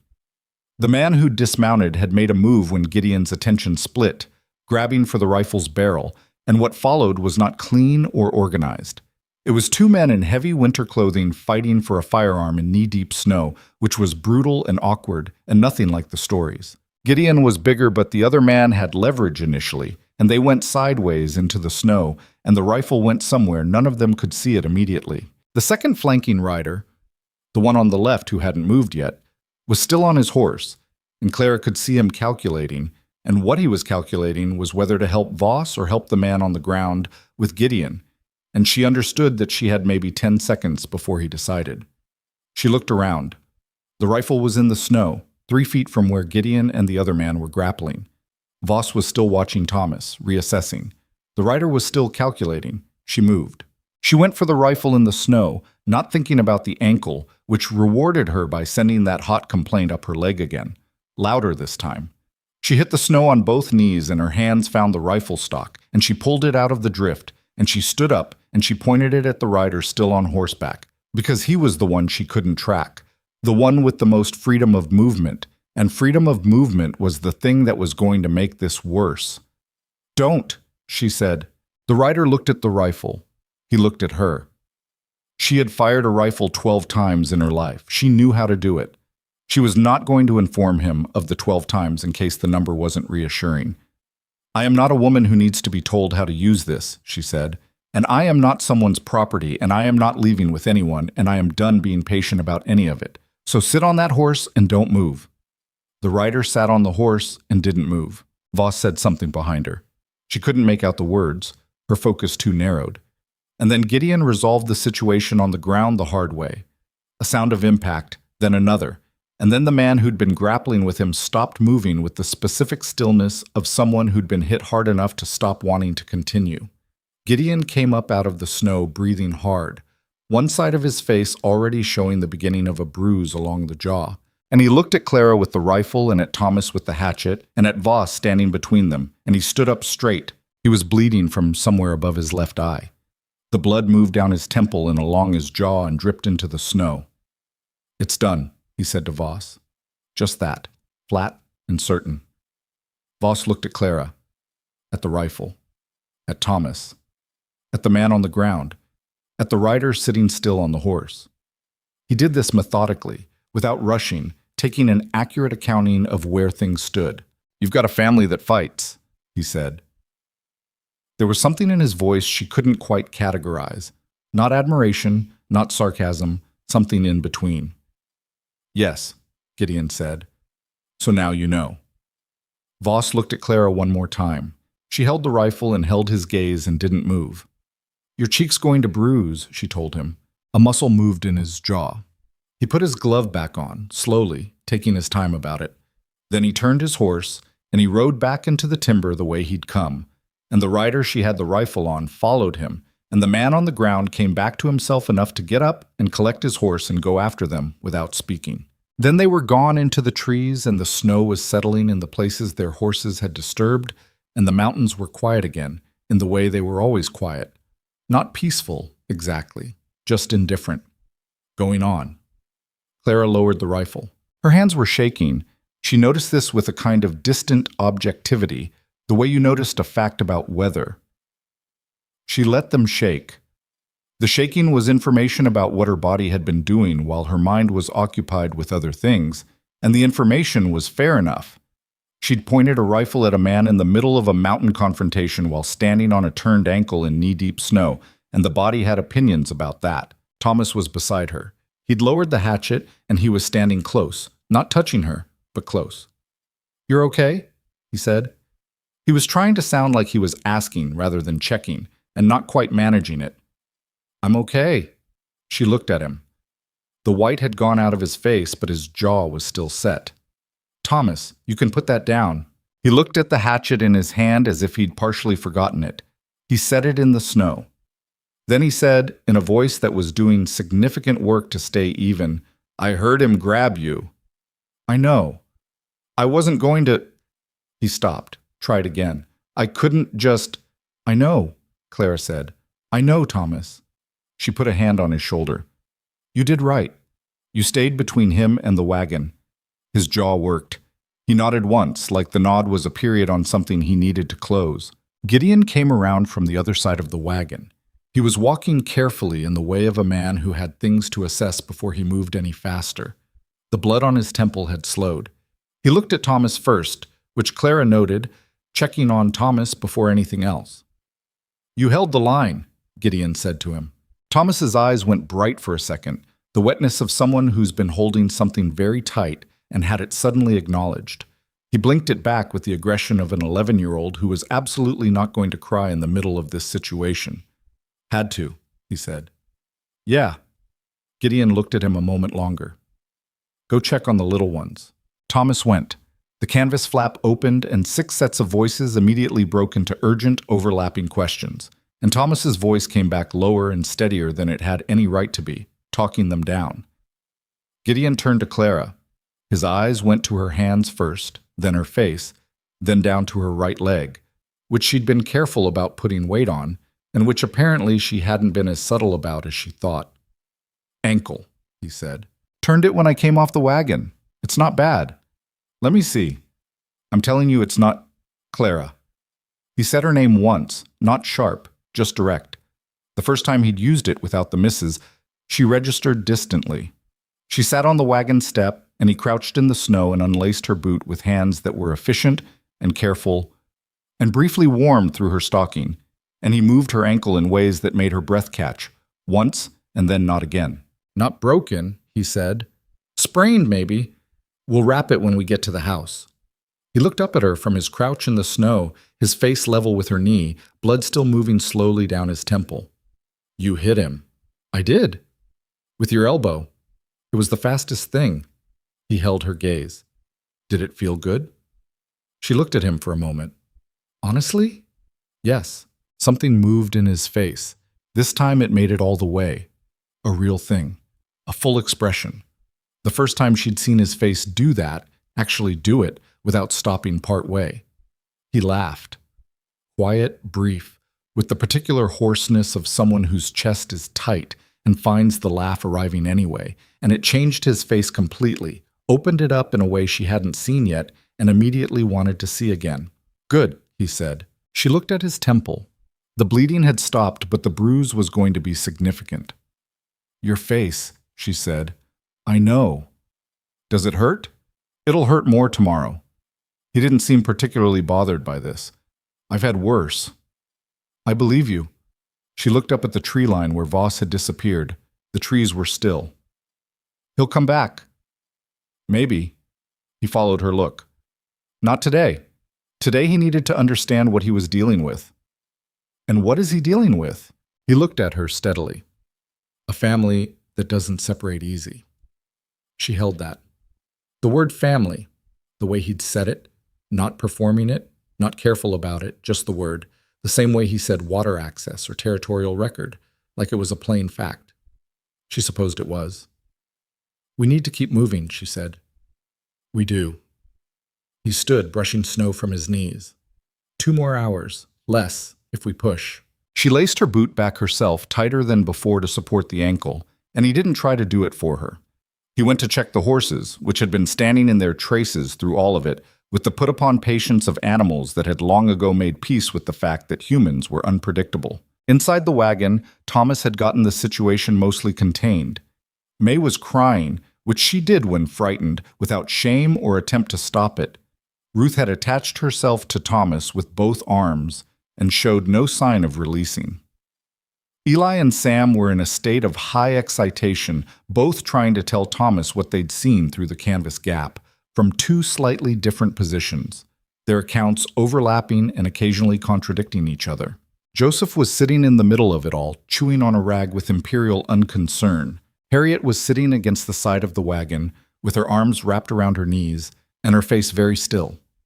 And when Clara got in and looked at her, Harriet looked back with eyes that had taken in more than she was going to say right now, and had filed it somewhere to process later, which was so precisely Harriet that Clara felt a surge of love for her that was almost physical. "You're all right?" Clara asked. "Yes." She paused. "You hit him."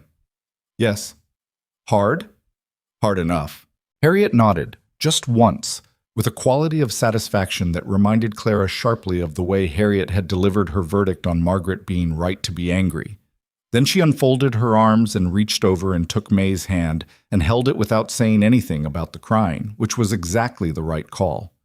Clara settled Joseph on her lap and nodded at Thomas, and Thomas let the canvas fall and the wagon began to move. The last 2 hours were different from everything that had come before them. The terrain was still difficult. The snow was deep in the valley bottom, and the horses worked steadily through it, but the nature of the attention Clara was paying to everything had changed. She sat on the bench with her ankle throbbing in a way she was managing and the rifle across her knees because it seemed practical, and she watched the trees on both sides of the trail with a steadiness that was not quite fear and not quite calm, and was its own thing, something in between. Gideon drove. His jaw was beginning to color, and he moved carefully in ways that told her the man on the ground had gotten more than one meaningful blow in before the situation resolved. He wasn't complaining, and she wasn't asking, because they both had the same working philosophy about physical damage. You accounted for it accurately, and you kept moving, and you dealt with it when you could, not before. They didn't talk much. That was all right. The talking they needed to do would happen when they were somewhere they didn't have to watch the tree line. Eli, at some point, pushed his head through the canvas. "Are we almost there?" "Almost," Gideon said. How almost?" "Less than an hour." Eli processed this. "Is the man coming back?" "Not today." Eli seemed to find this adequate. He pulled his head back in, and Clara heard him relay the information to Sam, who relayed it to someone else. And the information moved through the wagon's population in the way of information through a group of people who needed something solid to hold. Clara looked at the mountains. They were fully around her now, not in front but all directions, the ridges and peaks going up and up into the winter sky. She had thought, on the platform in Harlan Creek, that what she needed was simply survival.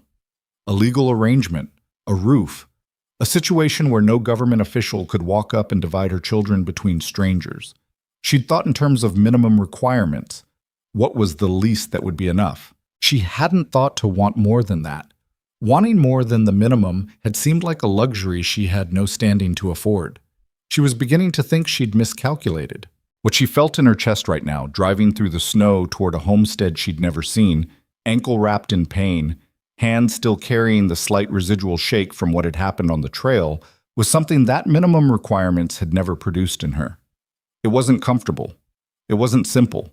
It was difficult and complicated and involved a man whose history was not uncomplicated, and a confrontation that was likely not finished, and 7 children who had just spent 20 minutes in a canvas-covered wagon listening to a conflict resolve itself outside. But it was alive in a way that survival alone had never been.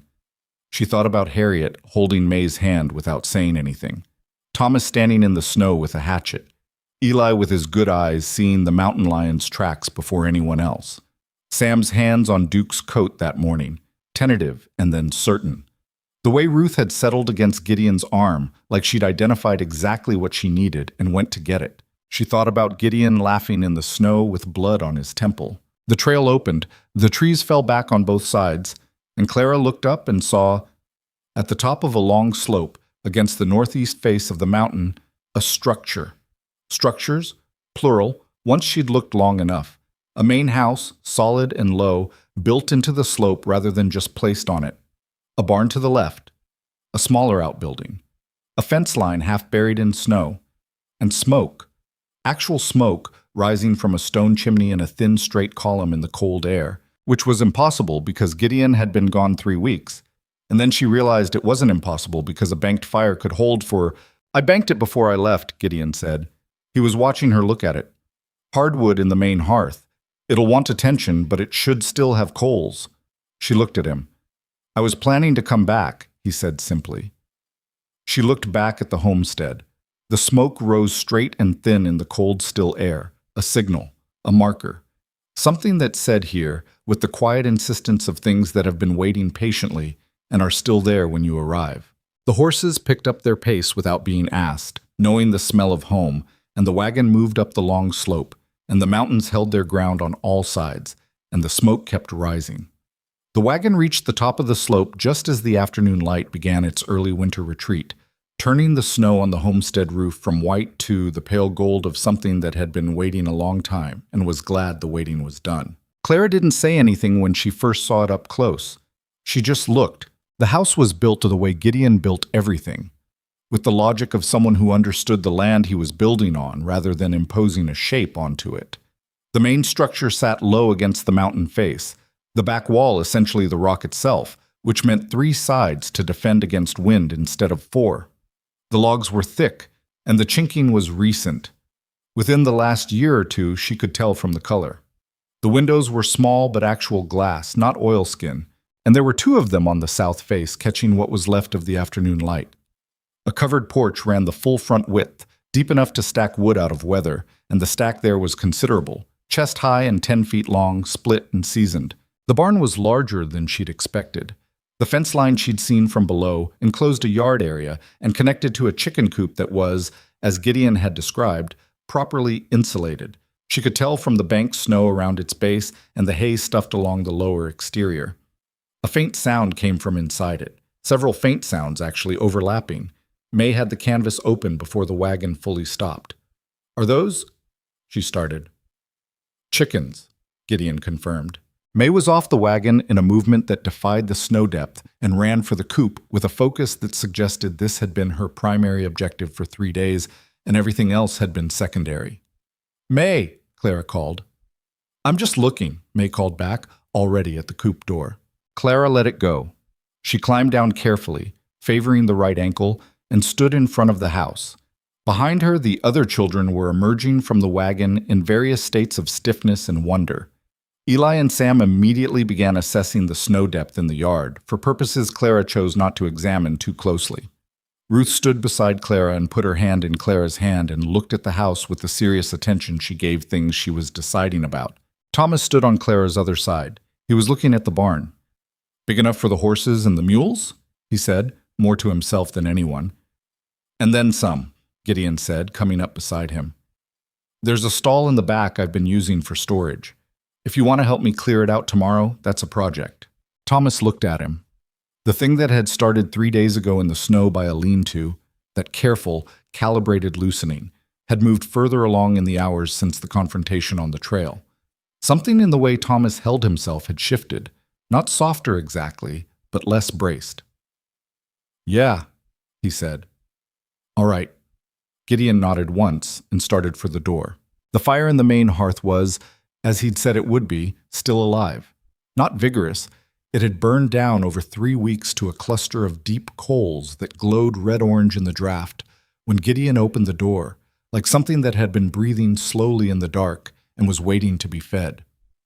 He had it built back up within 15 minutes, and the heat began moving through the room with the particular unhurried steadiness of a house that had been designed to hold warmth rather than just receive it. Clara stood in the main room and looked at it while the fire grew. It was not a fine room. The floor was wide plank, unfinished, the boards showing the marks of years of boot traffic, and the occasional dragged crate.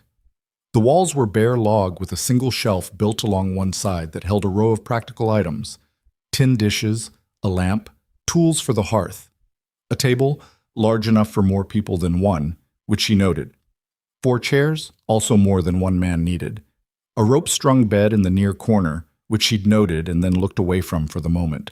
A doorway on the far side led deeper into the structure, and she could see through it to a second room and the beginning of a third. It was also the most solid space she'd stood in since the bank took the farm. 4 rooms, she said, and the loft. He pointed up. The ceiling had an open section with a ladder leading up to a sleeping space above. She could see the edge of a straw mattress. "I built the ladder wide enough for the children to manage it safely." She looked at the ladder. It was, indeed, wider than standard. Wide enough for small people carrying things or descending in the dark without full attention. She hadn't known yet when he built it that there would be children. He hadn't known either, he'd said. She believed him. She also believed that a man who built things for a future he couldn't see, but was building toward anyway, had been telling her something true about himself. "Ruth and Joseph in here with us," she said, thinking aloud. "The loft for the twins and Thomas. May and Harriet in the second room. Third room's got another bed frame, no mattress yet, but we can stuff a tick." He was also thinking practically, which was the only way either of them seemed to know how to have this conversation. "I've got wool for it in the storage. We'll manage. There's also—" He stopped, seemed to make a decision. "Come here." He led her through the second room and into the third, which was smaller and smelled of raw wood and had a window on the north face. But what he was pointing at was the floor, or rather, what was in the floor. A door set with iron hinges and a heavy pull ring. The root cellar. He pulled it open and held the lamp he'd lit over the opening. Clara looked down the ladder into a space that was, even half depleted from his 3-week absence, considerable. Shelves built into 3 walls, a good third of them still carrying jars. Preserved things, root vegetables and sand. The organized stores of a man who'd thought carefully about winter. The ceiling was low, but the floor space was real. The earthen walls were thick. He'd built it for a family. She'd known that since he told her. Standing over it with the lamplight reaching into its corners, she understood it differently. Not as a statement about loneliness or hope, but as something more practical and more true. He had built it because some part of him understood that living was not a solo exercise, That you built things large enough for life to actually happen in them, and that life, when it came, required storage. It's good, she said. She meant it as more than assessment. He lowered the door carefully, set the lamp on the shelf. There's enough in there to get through the rest of winter if we're careful. Spring I'll start fresh planting. The soil on the south slope is better than it looks. What do you grow? Root vegetables mostly. Tried corn 2 years running, lost it both times to the elevation, switched to rye. It holds better. He paused. You know planting? I know planting. I know livestock. I know preservation. She looked at him. I also know how to do the accounts if you'll show me what you've got. He looked at her with that straightforward attention she'd gotten used to. I'll show you tonight. Good. She turned back toward the main room, where the sound of children had already begun filling the house in the way children filled spaces. Not just with noise, but with presence, with the particular energy of young people claiming a place, figuring out what it was and what they were going to be in it. Eli and Sam were up the ladder to the loft before anyone told them to, their boots making the particular sound of people discovering new territory. May's voice was coming through the wall from the second room, describing to Harriet what color she thought the curtains should be, as if curtains were an immediate concern, and also as if she had opinions about curtains, which she clearly had been developing for some time. Thomas was at the hearth, feeding the fire with the competence of someone who'd been doing it for 3 days and had learned the temperament of it. He did it without being asked. He did it because it needed doing, and he was there and he knew how. Clara stood in the doorway between rooms and watched her family fill this house, and something in her chest did something complicated. The problem was that complicated was the honest word for it. She was not standing in a fairy story. She was standing in the house of a man she'd known for 4 days, in the middle of a Wyoming winter, with an ankle that would be properly painful tomorrow, with the memory of Rhett Voss's hand on her arm still sitting in her body somewhere she hadn't fully processed it yet, with 7 children who had been through 3 days of cold and fear and a violent confrontation on a mountain trail. And all of them were still standing, and the fire was going, and the house was solid, and that was real.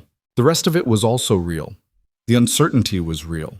The fact that she didn't know yet what she and Gideon Blackridge were to each other, and that determining it would take more than 4 days, and that determining it with 7 children in the equation was an exercise in patience and honesty that would require both of them to be better than they naturally were on a consistent basis.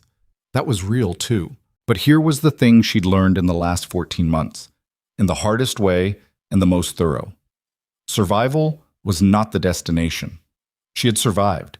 She had been surviving since the bank took the farm and the territorial office sent its letter, and she'd stood in Purvis's office and signed documents and told herself the next hour, then the one after. She'd survived it all, every inch of it, and it had kept her and her children alive, and it had cost her, in ways she was still accounting for, almost everything else. She didn't want to just survive anymore. She wanted this. The difficult, uncertain, not yet formed version of this.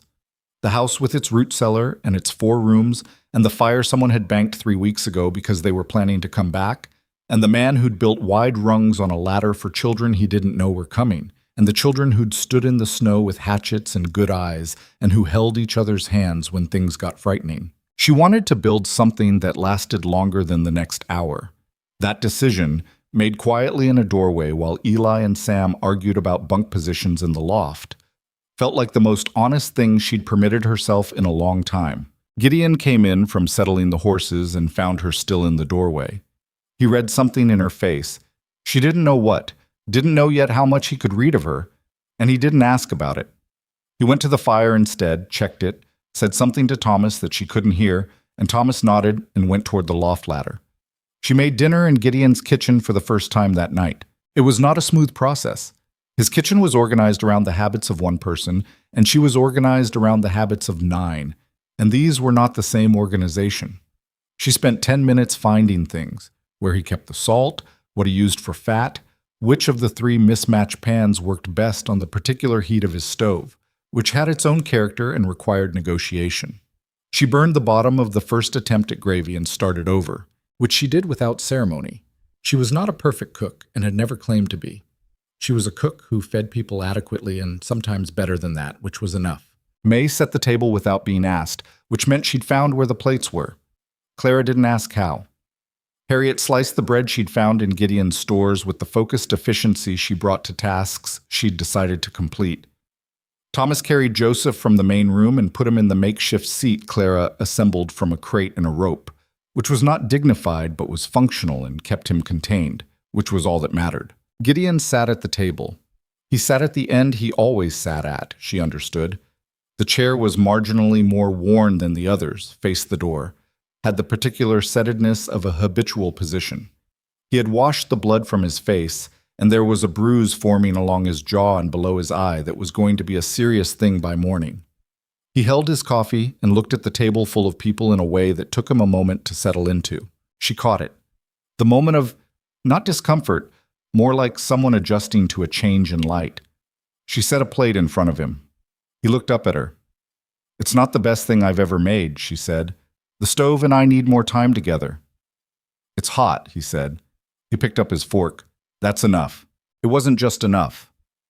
But she let him have the modest version while she went to settle Joseph, who had decided that the crate and rope seat was a personal insult and was making his displeasure systematic. After dinner, after the dishes done by Harriet and Thomas in a division of labor they'd established without consultation, after May had informed everyone which of the 11 chickens she'd named in the 3 hours since arrival, after Eli and Sam's bunk dispute in the loft was mediated by the simple method of a coin, after Ruth had fallen asleep in the main room in front of the hearth with her knees pulled up and her fist under her chin and been carried to the second room by Thomas without waking, after all of that, the house settled. Gideon had the accounts book out on the table, as he'd said. It was a plain ledger, its entries made in a hand that was precise and smaller than she'd expected. She wasn't sure why she'd expected large handwriting, something about the size of him, but his numbers were neat and close and organized in a way that said this was a habit rather than an occasional effort. He'd been keeping honest track of what he had and what he spent and what remained, and the picture it made was not dramatic. It was the picture of a man who spent carefully and built slowly and had been, over 4 years, accumulating something real. She sat across from him and he went through it with her, page by page, and she asked questions and he answered them without impatience and without performing patience either, just answering, treating her engagement with the numbers as the obvious appropriate response it was. When they reached the last page, she sat back and looked at what she understood. "We need to address Voss," she said. "I know. The water claim he mentioned, the territorial dispute. If that's been running 8 months, it's not going away because we stood him off on a mountain trail." "No?" Gideon closed the ledger. "It's not. What's the actual status of his claim?" He rubbed a hand along his jaw, careful of the bruise. "He filed on 2 sections of the lower valley 8 months ago.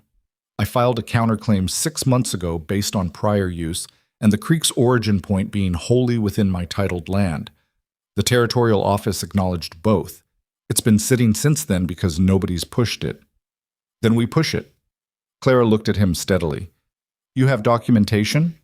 "Filed copies and originals in the box in the 3rd room. I want to look at them tomorrow." He looked at her across the table. "I can read a legal document," she said without defensiveness. "And I can write one well enough. I did it for Robert when he was too sick, and before that I kept correspondence for my father's affairs when I was 16 because he wrote poorly and knew it." She held his gaze. "Voss is going to come back. Not tomorrow, not with his jaw still sore, but he's going to come back because men like that don't change the direction they're going because of one bad afternoon. What we can do is make the legal ground solid enough that coming back costs him more than it gains." Gideon was quiet for a moment. "You're right," he said. He said it the way he said things that were plainly true, without preamble. "I know," she said. Something moved in his expression. "You always like this?" "Like what?" "Like you know what needs doing and you're waiting for everyone to catch up." She considered it honestly. "Mostly. It drives people around me a little mad sometimes. I'll let you know if it drives me mad. Please do." She looked at the fire. "Robert found it. Not maddening, exactly. More like he didn't know what to do with it. So he worked around it, made decisions I could have helped with, because asking for help from your wife felt like something he couldn't do." She paused. "I used to think that was a failing in him. Now I think it was just the way he'd been built, the world he came from." You've forgiven him for it, Gideon said. It wasn't a question. Mostly. She looked at her hands on the table. I couldn't carry it and do everything else, so I put it down. She paused. That's what forgiveness is, mostly. It's not a feeling. It's just deciding to put something down because carrying it doesn't get you anywhere it's worth going. Gideon looked at his coffee cup. I've got some things I should probably put down by that definition. What things? He was quiet for long enough that she thought again he might not answer. I blame myself for Margaret, he said, for the 4 years. I know that what happened was beyond what a 14-year-old could have fixed, but knowing something and feeling it are different exercises, and I've been better at the knowing than the feeling for a long time. He turned the cup. She never blamed me. She was angry, but the anger wasn't blame.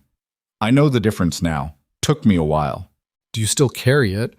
Less than I did. He looked at her. I think, coming down to that platform. Whatever it was that put me in Harlan Creek on that specific day and had me standing at the back of that crowd. I don't know what to make of that in terms of how things happen, but I know it felt like something I was supposed to do. Not for Margaret, not for me, but just because it was right in front of me and it was right. He stopped. Does that make sense? Yes, Clara said. That makes complete sense. The fire talked to itself for a while. Outside, the wind was modest tonight, the blizzard's energy spent, the mountains quiet in that particular way they had of reasserting their own terms once weather passed through. Gideon, yeah. What happens when spring comes and the territorial office wants confirmation of the arrangement? The legal status of this. She gestured at the room around her, which encompassed the house and the children sleeping in it and everything the last 4 days had been.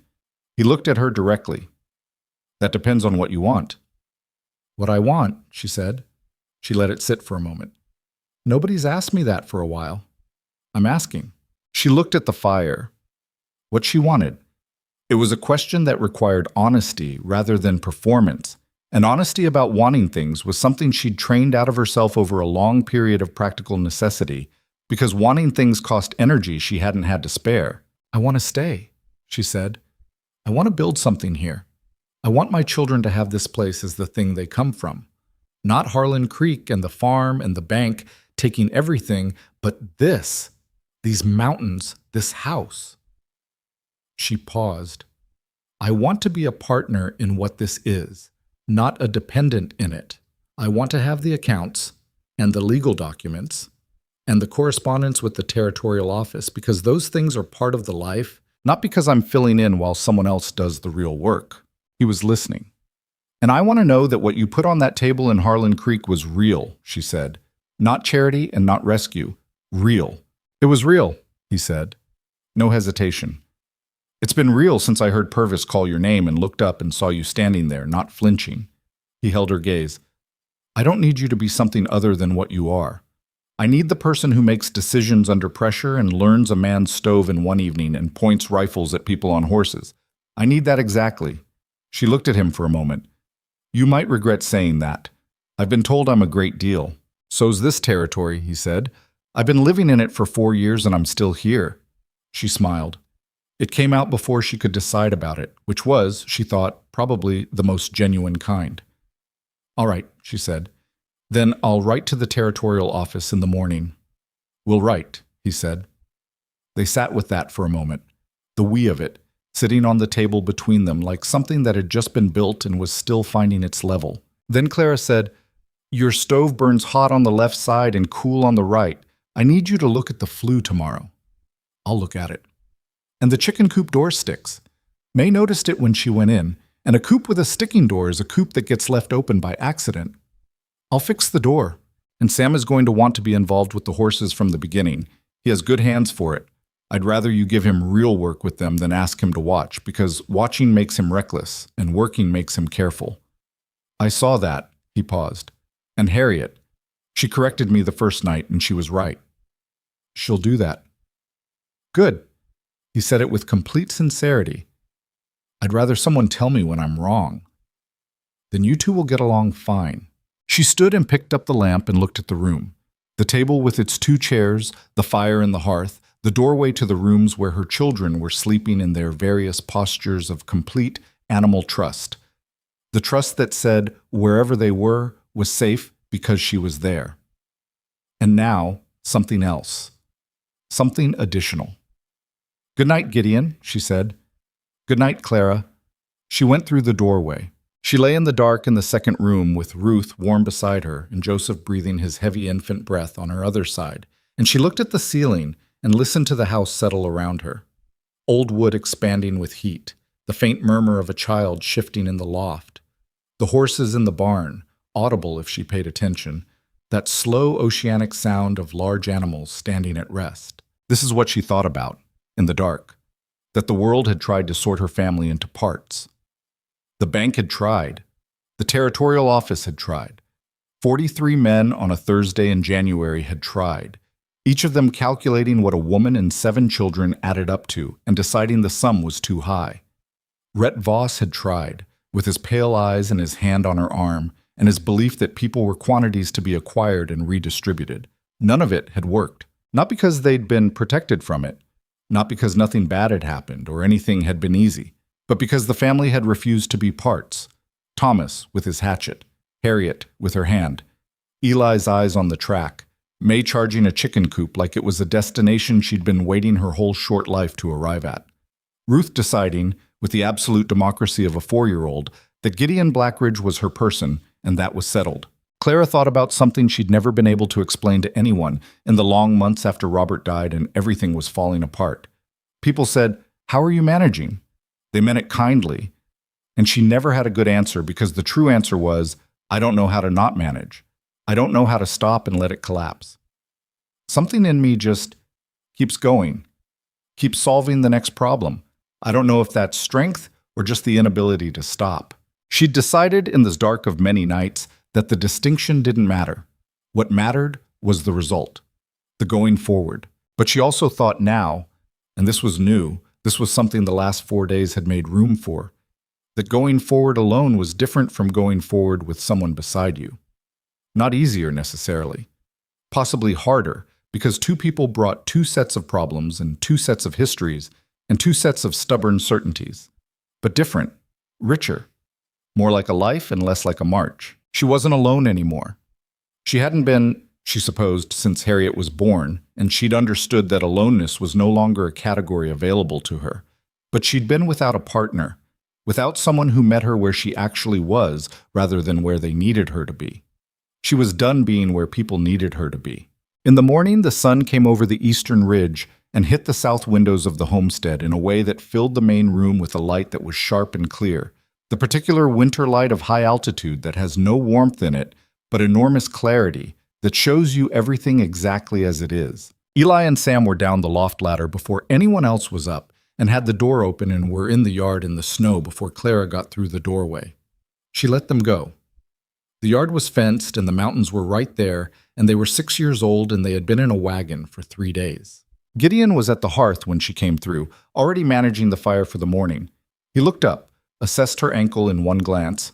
She'd wrapped it herself before sleeping, and nodded and went back to the fire.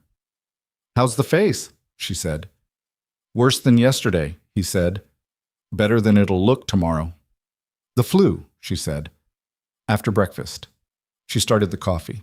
Thomas came down and helped without being asked. May followed and immediately began telling Gideon about the chicken she had decided was the friendliest, which was apparently the small brown one with the crooked feather on its head, and not, as might be assumed, nuisance. Gideon listened to the entire report while drinking his coffee and gave it the consideration it deserved. Harriet came out of the second room with her primer and set it on the table and looked at the room. Took inventory the way she took inventory of everything. "The curtain situation," she said to no one in particular, "could be improved with some flour sacking if there's any to spare." "There might be," Gideon said. "Check the third room's storage." Harriet went to check. She found the flour sacking and returned with it and sat at the table and looked at it with the expression of someone who had just been given a project and was organizing it. Clara watched this and felt again that particular ache of love for a child who was so specifically herself, who had been so specifically herself since approximately birth, and who required nothing in order to be useful except a task and the freedom to approach it in her own way. Ruth came out holding her own boots and sat on the floor near Clara's feet and began the process of putting them on, which she could mostly do and had strong feelings about doing herself. Joseph, awake in the second room, began his morning commentary. Clara got him. And so the first full day at the Great Cliff homestead began in the way of all real days, not with ceremony or clarity, but with the accumulated small requirements of living pressing on all sides simultaneously. The flue needed looking at, the coop door needed fixing, the territorial documents needed reviewing, a letter needed writing to the office in Cheyenne, and Gideon needed this bruise on his jaw attended to properly, which Clara did after breakfast with clean cloth and cold water and a directness that he sat through without complaint, and she administered without excessive gentleness, because he wasn't the type to want excessive gentleness, and she wasn't the type to offer it, and this was, she'd decided, one of the things that was going to work about them. "You'll have a scar," she said, examining the cut above his eye. "I've got others. This one's from defending my family," she said. "So I'll know which one it is." He looked at her. She went back to her work. The letter to the territorial office in Cheyenne went through 2 drafts before Clara was satisfied with it.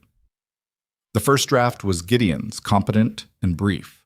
The second was Clara's revision of his, which kept his competence, extended his argument in 2 places where she saw the legal ground as stronger than he'd articulated, and added language regarding the water access that she had found in the documents from the third room's storage box, had been slightly mischaracterized in the original filing. The mischaracterization was not Gideon's fault. It was the filing agent's imprecision. But it mattered, and correcting it now before Voss's attorneys used it mattered more. Gideon read the second draft. "Read it again."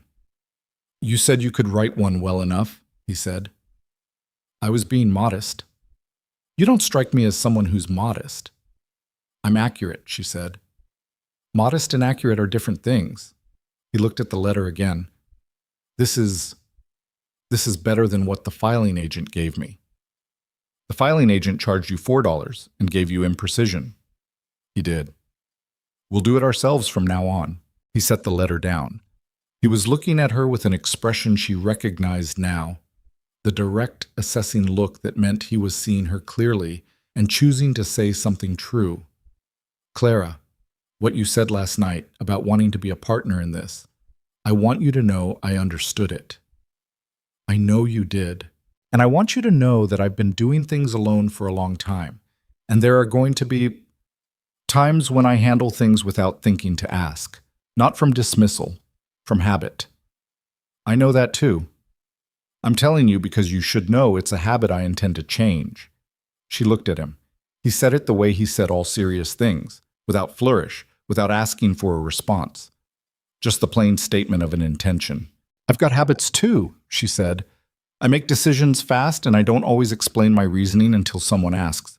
Robert used to say I'd already planned 6 steps ahead before he'd finished hearing the problem. Is that true?" "Usually." "Then tell me step 2 when you're on step 6, he said, "so I can catch up." "I can do that." He picked the letter up again. "I'll ride down to the Valley Post next week when the snow firms. This should go fast." "It should go certified," she said. "I've written where to stamp it." He looked at where she'd noted it. "Of course you have," he said, and this time the thing that happened in his face made it the whole way, and she let herself look at it, let herself see what it was. Outside, through the south window, the yard was full of children.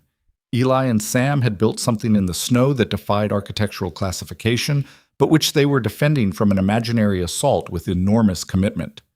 May was in the chicken yard with a proprietary air that suggested she'd begun the process of formal classification and management of the 11, possibly more, residents.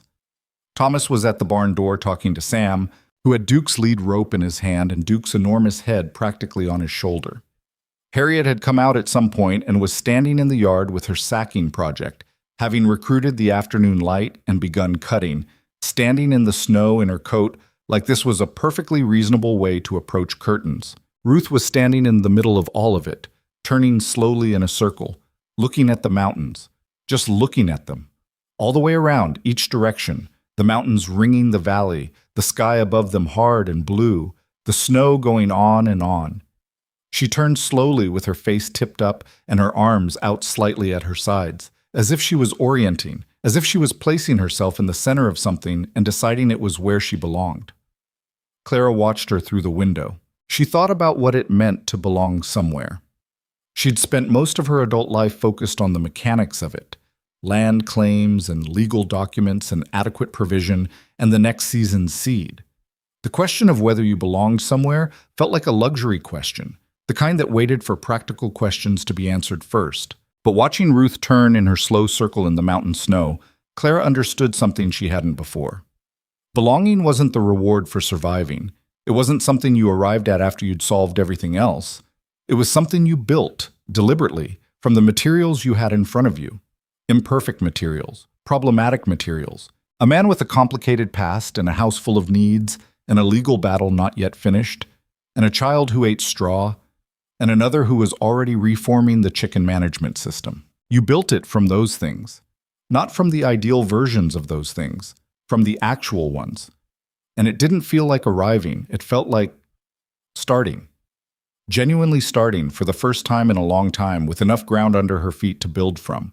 The territorial dispute with Voss would take months to resolve, and it would not resolve cleanly, because nothing in the territory resolved cleanly. The winter had more hard days left in it.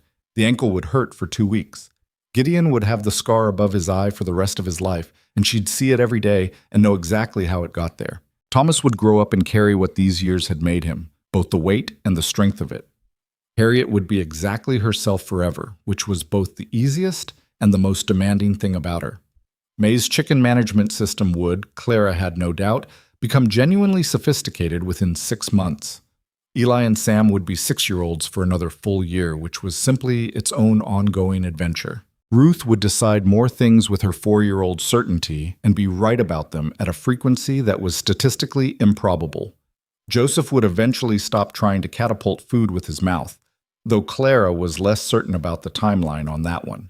And Gideon Blackridge, who had built wide rungs on a ladder for children he didn't know were coming, would sit at the table he'd built large enough for more than himself, and he would learn, slowly and imperfectly, and with the stubbornness of a man who'd been alone a long time, that a family was not something that happened to you, but something you chose, every day, in the small specific ways that added up over time into a life you'd actually meant to live. He would learn it because Clara was going to be there to learn it alongside him. She turned away from the window. She went back to the table, sat down, and picked up her pen and the next document from the storage box. There was work to do. That was the same as it had always been.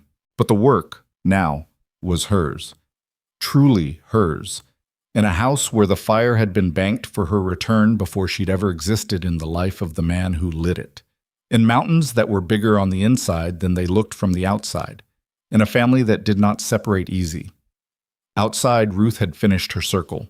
She stopped turning, faced the tallest peak to the north, and stood there in the snow looking at it with her arms at her sides and the winter light on her face. Then she turned and ran, without particular destination, just running, because she was 4 years old and the yard was wide and the snow was deep, and she was here, she was here, she was here.